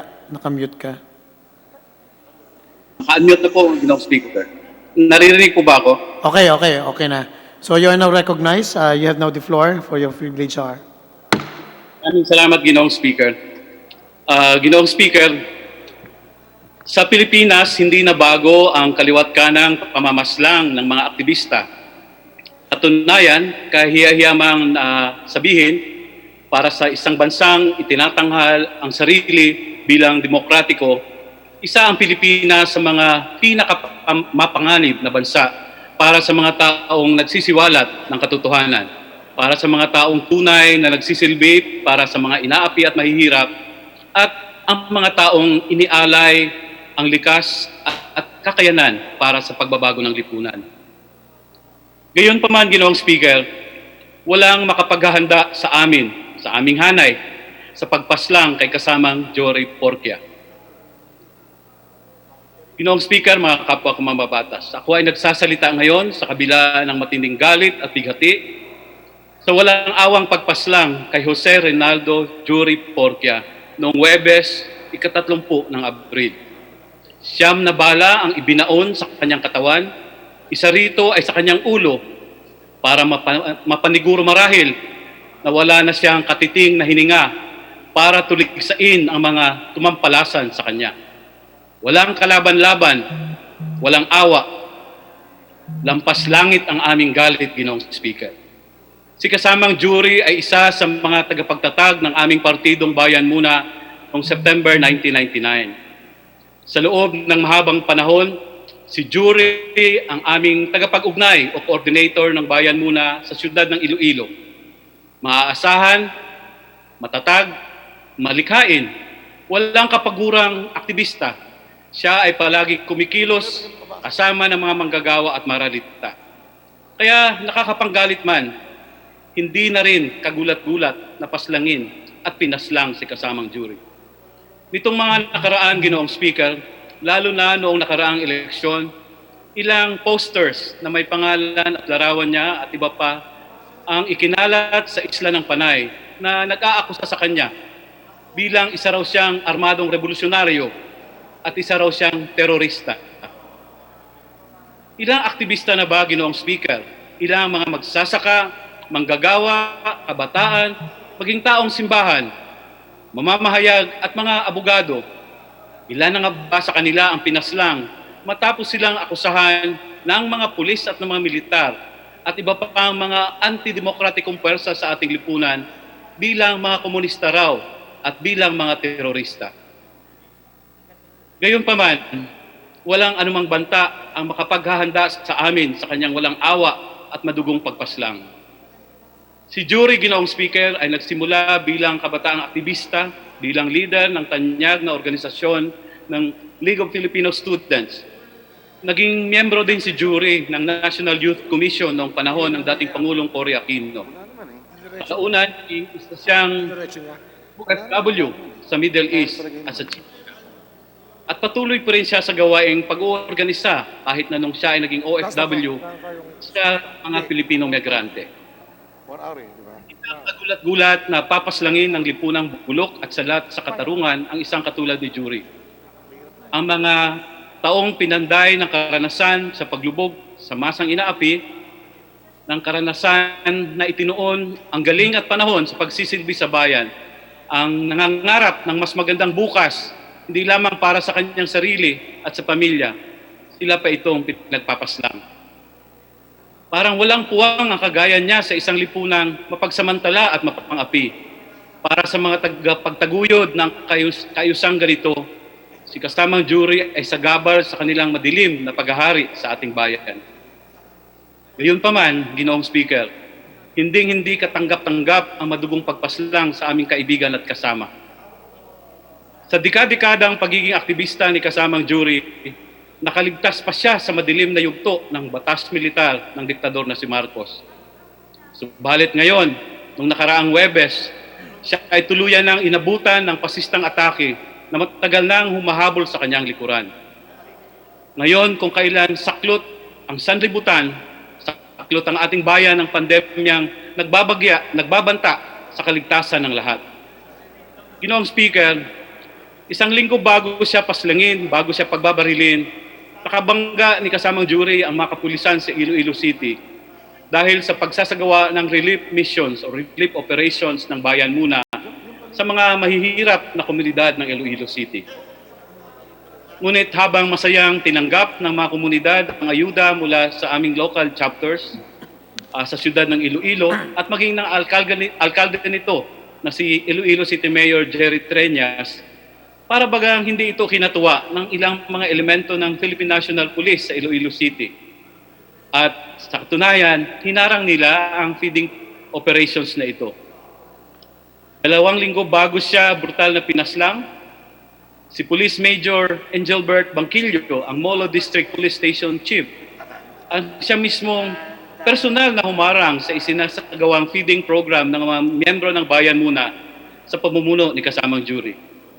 Ipinagkakalat pa di umano ng ilang mga kapulisan na ang mga ipinapamigay naming mga ayuda ay may COVID-19. Ginoong Speaker, ang red tagging at vilification ay tahasang ginagamit sa kasalukuyan upang bigyang katwiran ang pamamaslang sa aming hanay. Ang umiiral na state of impunity o ang estado ng kawalan ng pananagutan ay inilulusot sa ngalan ng peking kaayusan at kapayapaan. Upang pigilan ang mga aktivista at mga ordinaryong mamamayan na magsagawa ng humanitarian at volunteer work sa kabila ng banta ng pandemya ng COVID, ikaw ay ikukulong, kakasuhan, paparusahan, at sa kaso nga ni kasamang Jury, papaslangin. Ang kawanggawa ng mamamayan upang abutan ng ayuda ang mahihirap, ang pag-aambag ng mga hindi kakilala upang mabayaran ang piyansa ng mga ikinulong na mahihirap na maralita. Ang mga community kitchens para sa maralitang luksod, ang pagbibigay ng donasyon sa mga health workers na kulang ng PPEs at kapos sa sahod, ang pagbibigay ng libreng sakay sa mga naglalakad na mga nurse at doktor, ang crowdfunding para mabayaran ang napakalaking bayarin sa ospital, at iba pang tulong na inaabot ng ating mga kababayan ay sumasailalim, ay sumasalamin sa napakalaking pagkukulang ng ating pamahalaan sa ating taong bayan sa panahon na ito na merong krisis, na merong pandemya ng COVID. Napapahiya ng mga katulad ni kasamang jury ang mga pasistang pulis at militar na imbis ibsan ang pagdurusa ng mamamayang ay pinupuno pa ng takot ang kanilang mga puso. Dinadagdagan pa ang ligalig ng kanilang mga isipan. Napapahiya ng katulad ni kasamang jury ang bilyong-bilyong pisong budget para sa social amelioration na hanggang ngayon magdadalawang buwan na pagkatapos na magkaroon ng lockdown ay hindi pa rin nakakarating sa lahat ng nangangailangan nito. Iyon na nga siguro ang naging hudyat upang tuluyan ng wakasan ang maningning na buhay ni kasamang jury ng karimlan ng pasismo. Balot ng lungkot at galit, nagsagawa ng protesta ang mga kaanak at aming mga kasama kinabukasan noong Mayo 1. Subalit, ano ang naging sagot? Ikinulong ng mga pulis ng Iloilo ang 42 kasama pati ang abogado na rumisponde sa mga ikinukulong at ang mismong anak ni kasamang jury. Tuluyan na ba tayo, Ginoong Speaker, na tinakasan ng hustisya? Pinatay na ang iyong mahal sa buhay at ikaw pa rin ang ikinukulong. Mas malupit pa yata kaysa pandemya ng COVID ang inaabot ng ating mga kababayan sa kamay ng mga ahente ng Estado. Nakakalimutan yata ng ating mga pulisan at militar na hindi suspendido ang karapatang pantao kahit pa nasa ilalim tayo ng isang public health emergency. Nawala yata sa kanilang hinagap na hindi krimen ang protesta at lalong-lalo na hindi krimen ang pagtulong sa ating mga kapwa.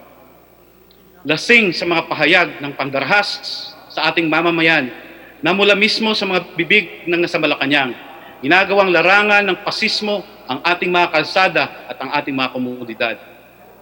Hindi gera laban sa pandemya ng COVID-19 ang kanilang ginagawa. Ngunit ito ay patuloy na gera sa mamamayan ang kanilang ginagawa.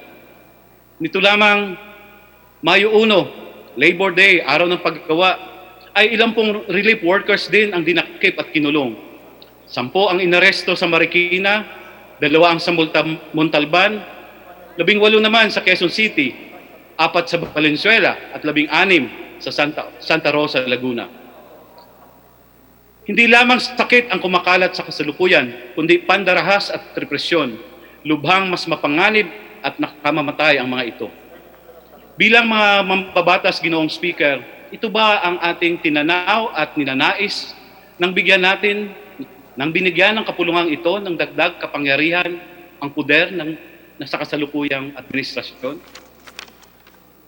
Bilang panghuli, Ginoong Speaker, atin pong nirerehistro, hindi tulong ang iniabot sa mamamayan, kundi lalo pang pagkalugbok sa kahirapan at mas maigting na pandarahas.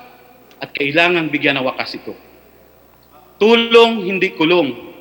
Bigas, hindi dahas. Itigil ang pamamaslang, hustisya para kay Jory Porcia. Maraming salamat po, Ginoong Speaker, at magandang hapon po sa ating lahat. Maraming salamat. Majority Leader.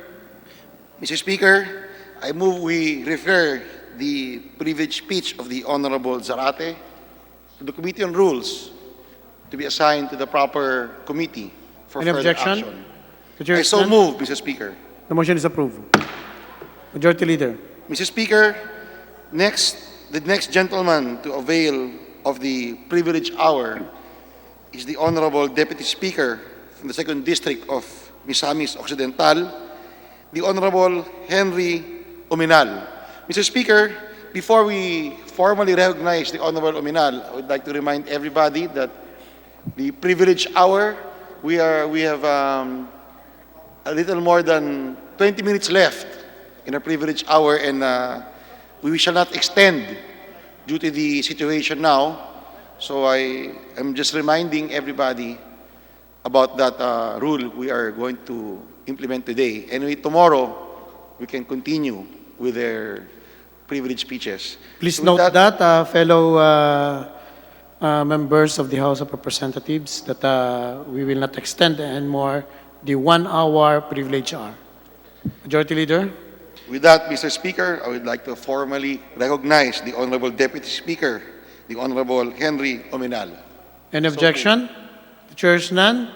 the Deputy Speaker from Mindanao, Honorable Henry Waminal, is recognized for his privilege hour. Mr. Speaker, ladies and gentlemen, with the current situation we have now, my introductory greetings, which for a time became customary, suddenly became more sublime. And so, with all sincerity, I wish you all, my dear colleagues, your families, your staff, and our people, a pleasant good afternoon.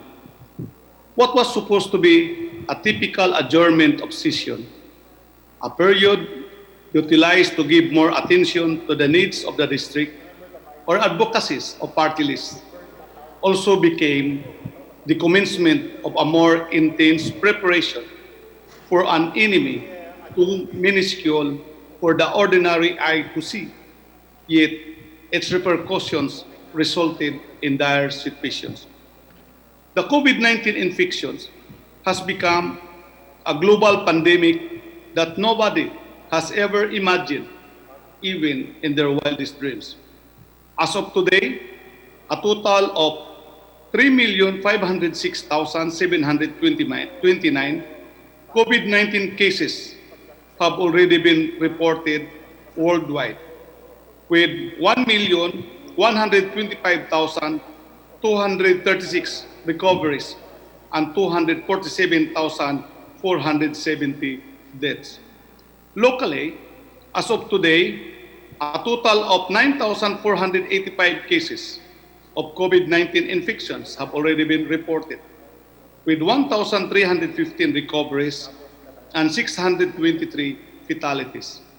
All these cases in just 50 days, or from March 15th, when the community quarantine was implemented.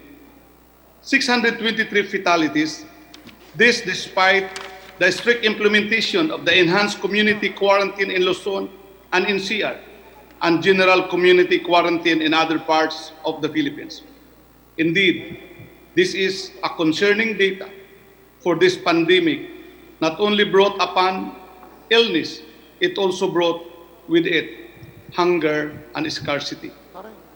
As we continue to stay home, as one of our attempts to slow down the travel and infection of COVID-19, we are also faced with the reality that is trying to stop the motion of the world we have grown accustomed to. A big portion of our workforce is now unable to earn to bring food to the table. The people are desperately asking this question: with this pandemic, will we die of illness or of hunger? Every leadership is tested by challenges in one way or another. But the current challenge that we're facing right now is too gargantuan that even the more progressive nations hit by this pandemic are brought down to their knees. But what our country may lack in financial capacity, we overcompensate with ingenuity and diligence. We may be a small nation, but we are endowed with resilient leadership who invigorate us to continue our endeavors in what seemed to be the greatest fight of our lifetime. I take this opportunity to thank our strong and dynamic President, Rodrigo Roa Duterte, and the COVID-19 Interagency Task Force for their timely and effective implementation of actions necessary to flatten the curve of this pandemic by outlining and strictly enforcing the quarantine rules and protocols, and in declaring the entire country in the state of calamity. The release of the social amelioration funds to 18 million affected families, plus an additional of 5 million as currently announced, have helped a lot to our poor countrymen to bring food to their tables, thus averting chaos and trouble in the society. I join the people in the 2nd District of Misamis Occidental that I represent, to all my distinguished colleagues in this august chamber, to thank and commend also the House leadership of Speaker Alan Peter Cayetano, assisted by our Deputy Speaker for Finance, Elre Villafuerte, APRO Chair Eric Yap, and Majority Leader Martin Romualdez, for making strong representation to the DBM and the Executive Department, and in the Speaker's charm and diplomatic leadership in convincing them to continue the infrastructure projects in all government agencies as a good stimulus to our economy, as it will generate more jobs, especially those affected by this pandemic crisis, and are greatly needed at this time because of its multiplier effect. Thank you to Senator Bongo in helping us in echoing our common public concerns, especially in your unprecedented efforts in posing the release of the one-month era of all municipalities and cities and one-month era of all the provinces, which greatly helped our local government units in responding the need of our people and effectively managing the crisis in our respective locality. Mr. Speaker, it is noteworthy to mention that the DSWD, under the leadership of Secretary Rolando Bautista and Regional Director Miraflor Doliaga Liba of my region, Region 10, had efficiently released the social amelioration funds in my district in close coordination with our local government officials and the PNP and Philippine Army, orderly and peacefully. The people in my district are happy and grateful to our President and to Congress for enacting RA 11469, the Bayanihan to Hell as one act of 2020 for the great health. The Duli, Topad, and Biki-Biki programs under the leadership of Secretary Bilyo and Region 10 Director Soyaw are very much appreciated by our people, especially our COVID-19 frontliners, the BPAT, BHW, and barangay officials. Again, thank you again, Mr. Speaker, for your another initiatives in rolling out DOLI and DSW funds in our congressional district that help us a lot in responding to the crisis. As the representative of our district to this plenary, I would like to express our local government units' continuous support to the President and our Speaker for the fight against COVID-19. To date, high majority of the families in our district have been provided for and will continue to do so as the need arises. Our district is blessed enough to receive 250 million pesos and 250 to 552,000 252 millions and 252,000 pesos, equivalent to 42,092 families as sub-beneficiaries. Currently, our local government units of Osami City, headed by Mayor Sanso Fernando Waminal, Mayor Jennifer Tan of Tangub City, Mayor Samsud Dumanhog of Bonifacio, Mayor Samuel Porhinog of Tudela, Mayor Delio Lood of Sinacaban, Mayor Glory Pirua of Clarin, and Mayor Bertoldo Moralion of Denver Victoriano, all of Misamis Occidental, are now busy preparing the second wave of our local version of social amelioration program consisting of relief goods and cash assistance. We'll take this opportunity to thank our Almighty Father for His continued grace as we face one of the dark phases of our nation. May this also be an opportunity for all of us to put our faith together in Him, trusting thus that as we do our very best for the survival of our nation, the Lord will guide us and provide us wisdom necessary to overcome this trial. The world we have been familiar with is now very different. We have yet to know when this pandemic will be over.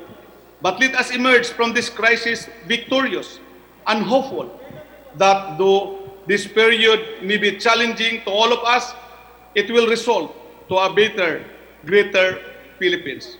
Maraming salamat po sa inyong lahat. Maraming salamat, Mr. Speaker. Thank you very much, Majority Leader.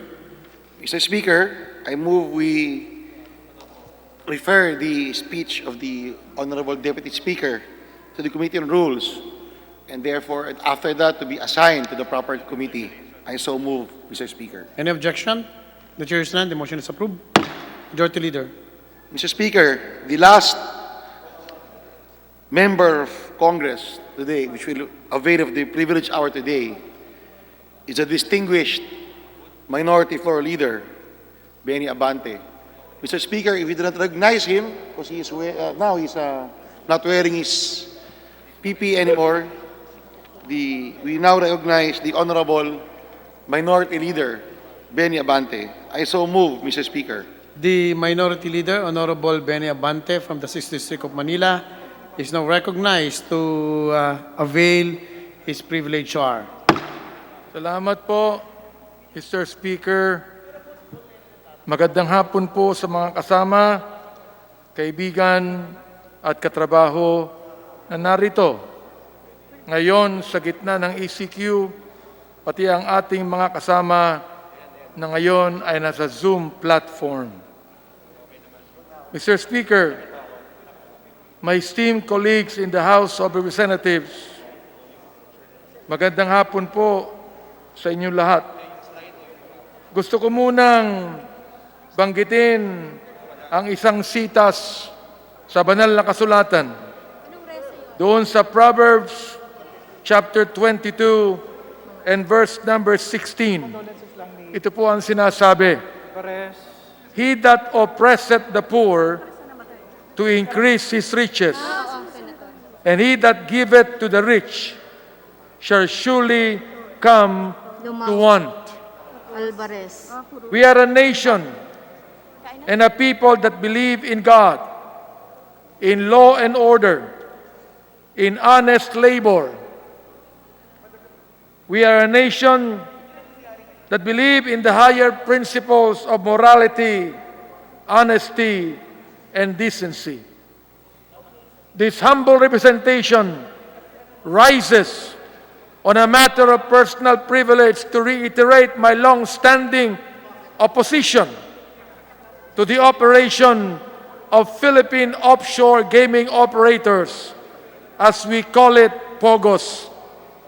Until recently, the debate regarding this industry had been put on hold while we focused our energies on dealing with the COVID-19 outbreak and passing measures to address the far-reaching effects of this pandemic. However, recent developments have forced this representation to emphatically state my position on this foul industry that has benefited no one but the rapacious personalities behind it.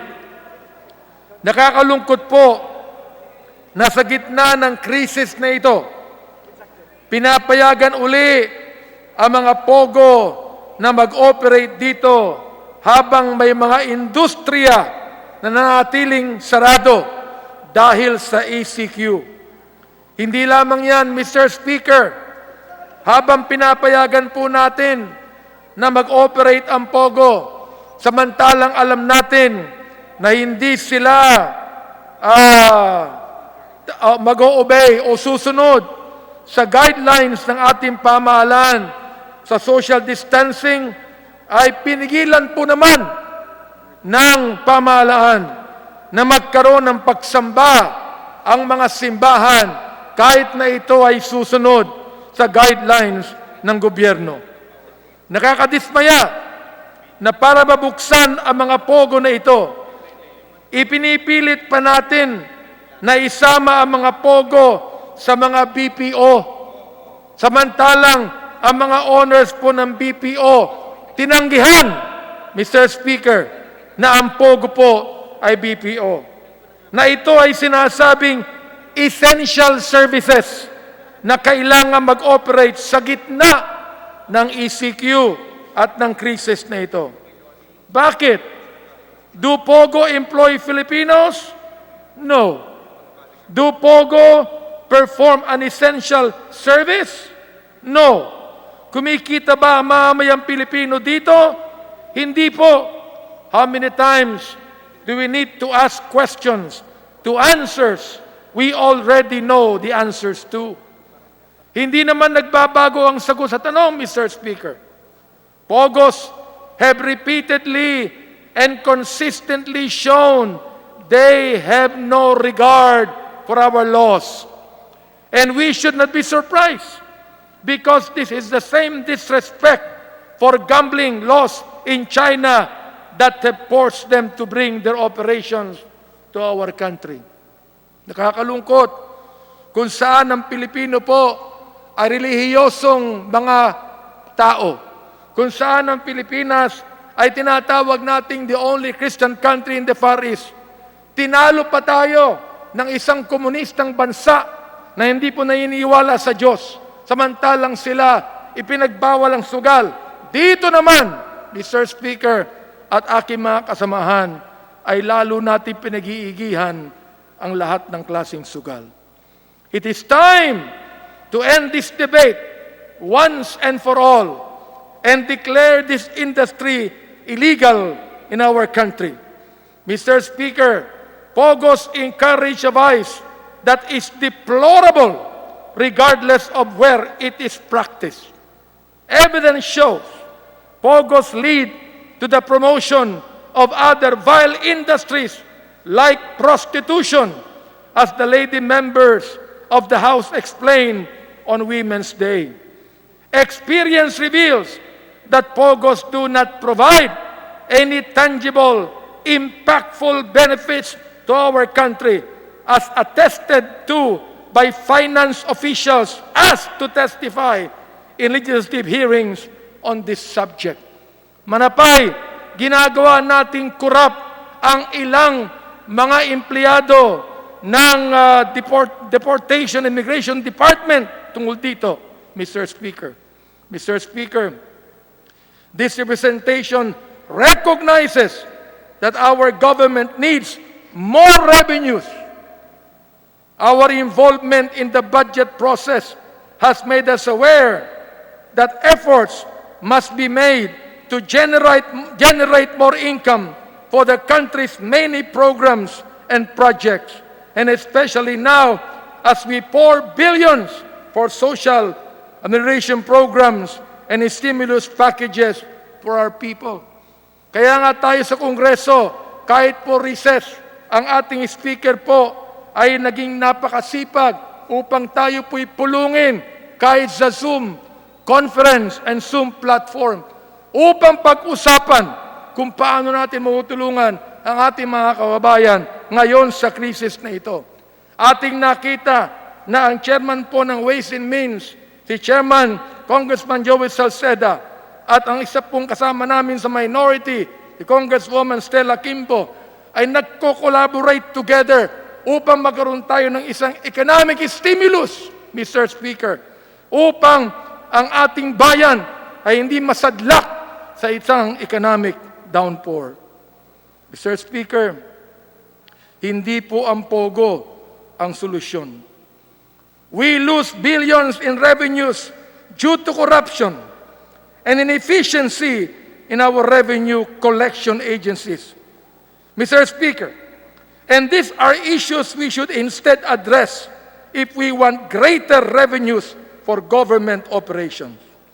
In the light of all the points this representation has raised, support for the immediate passage of the Anti-Pogo Act of 2020 that I am going to file is earnestly requested. Panahon na para ikandado natin ang mga Pogo, Mr. Speaker.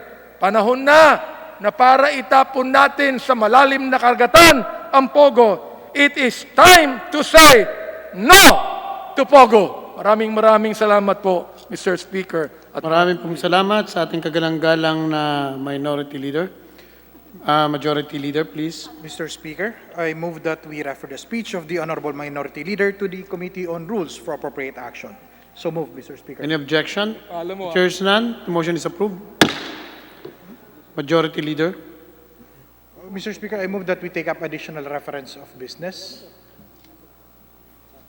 I'm sorry. I withdraw, Mr. Speaker. May I move for suspension of session? Session suspended.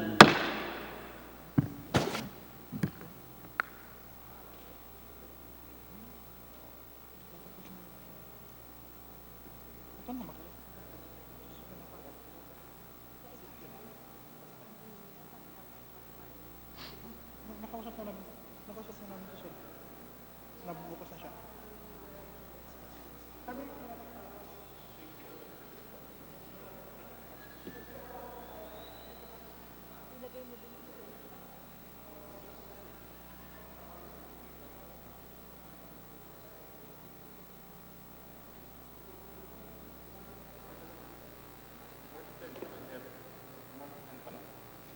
Kaya nga, isa pa lang. Isa pa lang yung nandyan. Ah, okay. Tapos ano pa? Additional detail, ano?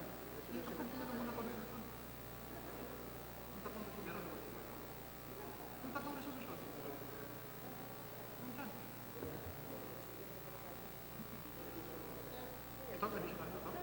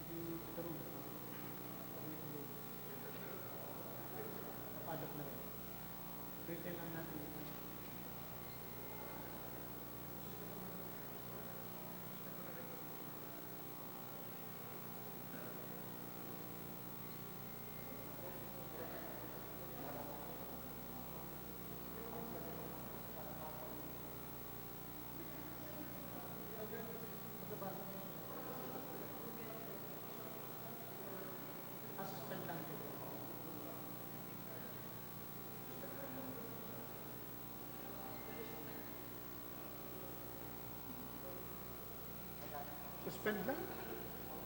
Suspend lang yung preview.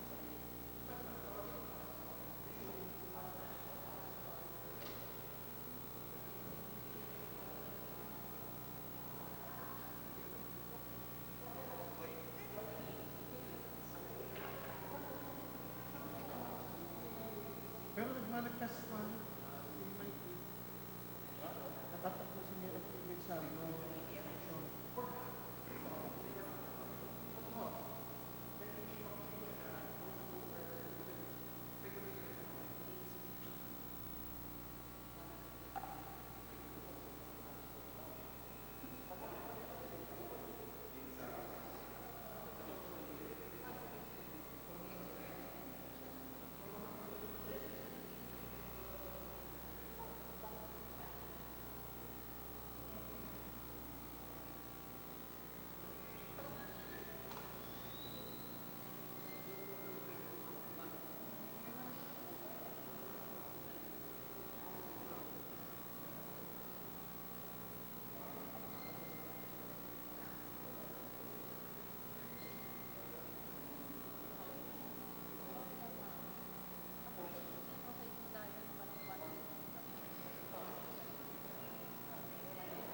listahan lang.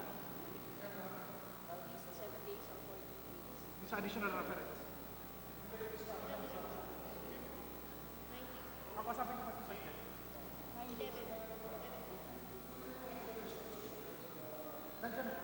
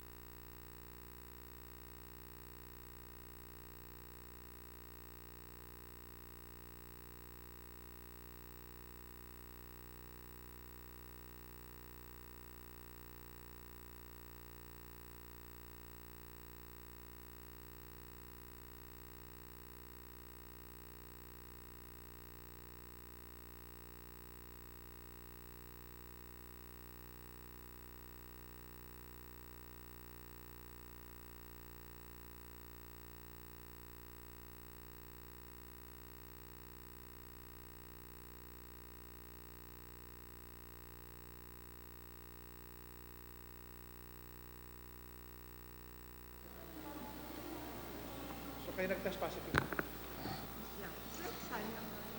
Parang gano'n.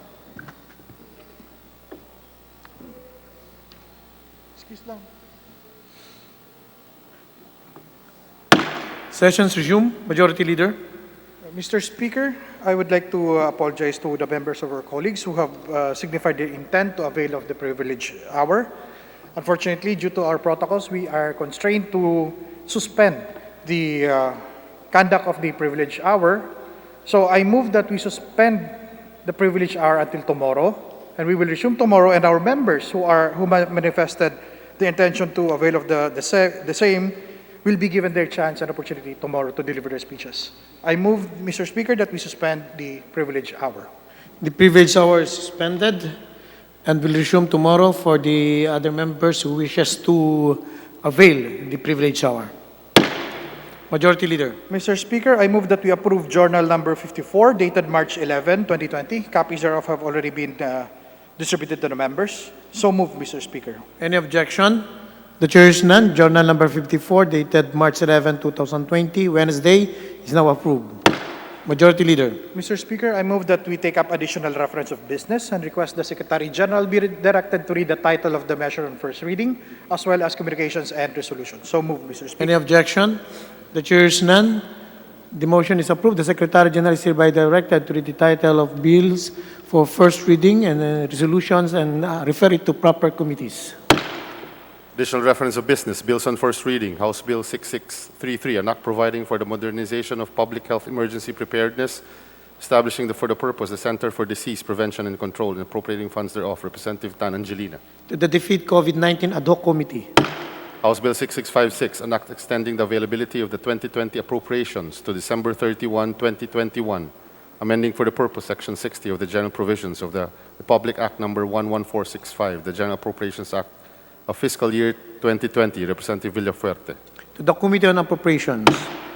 House Bill 6662, an act repealing Republic Act Number 10912, otherwise known as the Continuing Professional Development Act of 2016. Representatives Cayetano Alan Peter, Romualdez Ferdinand Martin, Duterte, Villafuerte, Yap Eric, Defensor Michael, C. Alvarado, Gonzales Sandro, and Bautista.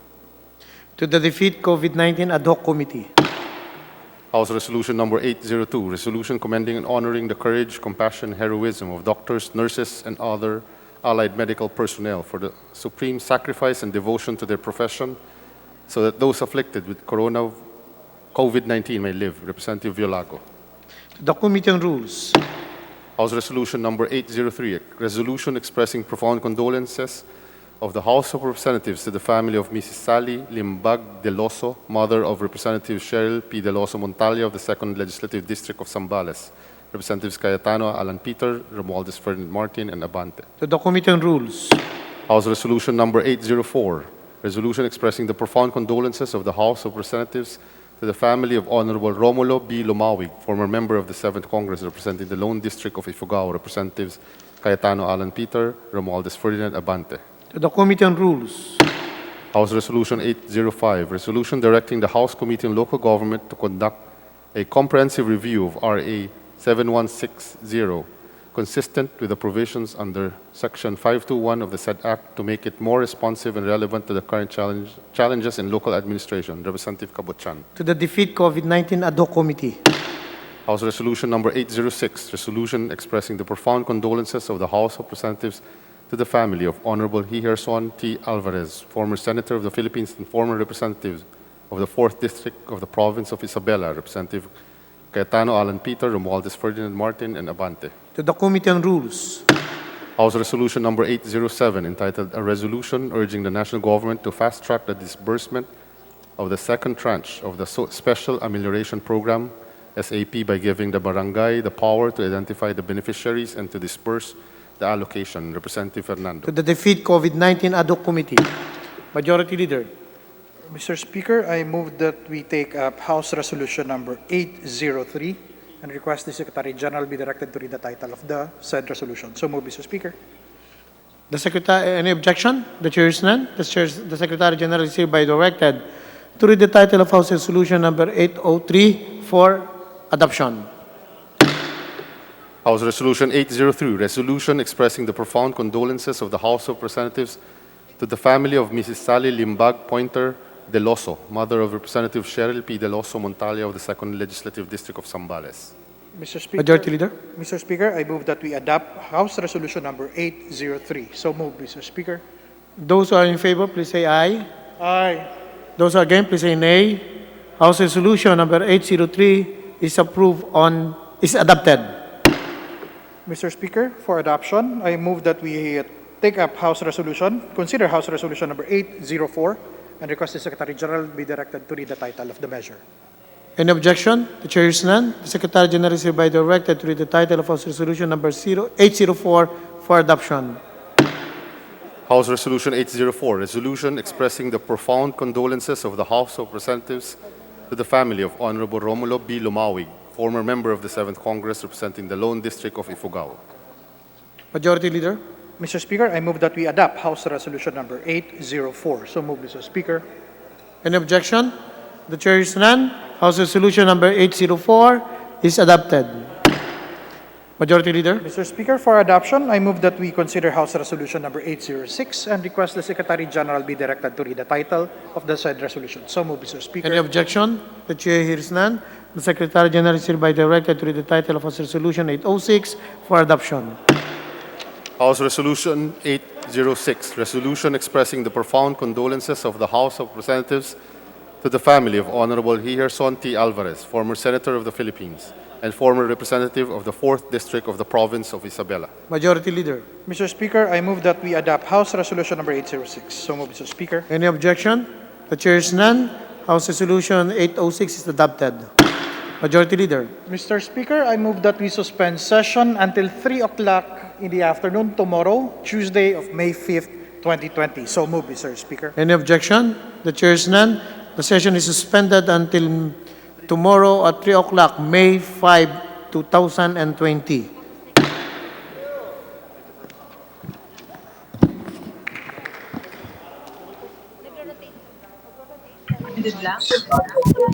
Request tayong binigay doon, di ba? Guard, sabi niya kung pwede daw, tawagan mo and ako pa tayong dyan sa office. Kahit sa kanya, kahit email or daw mapalo sa kanya. Ano yun eh? Tayo noon ni Provincial Director. Actually,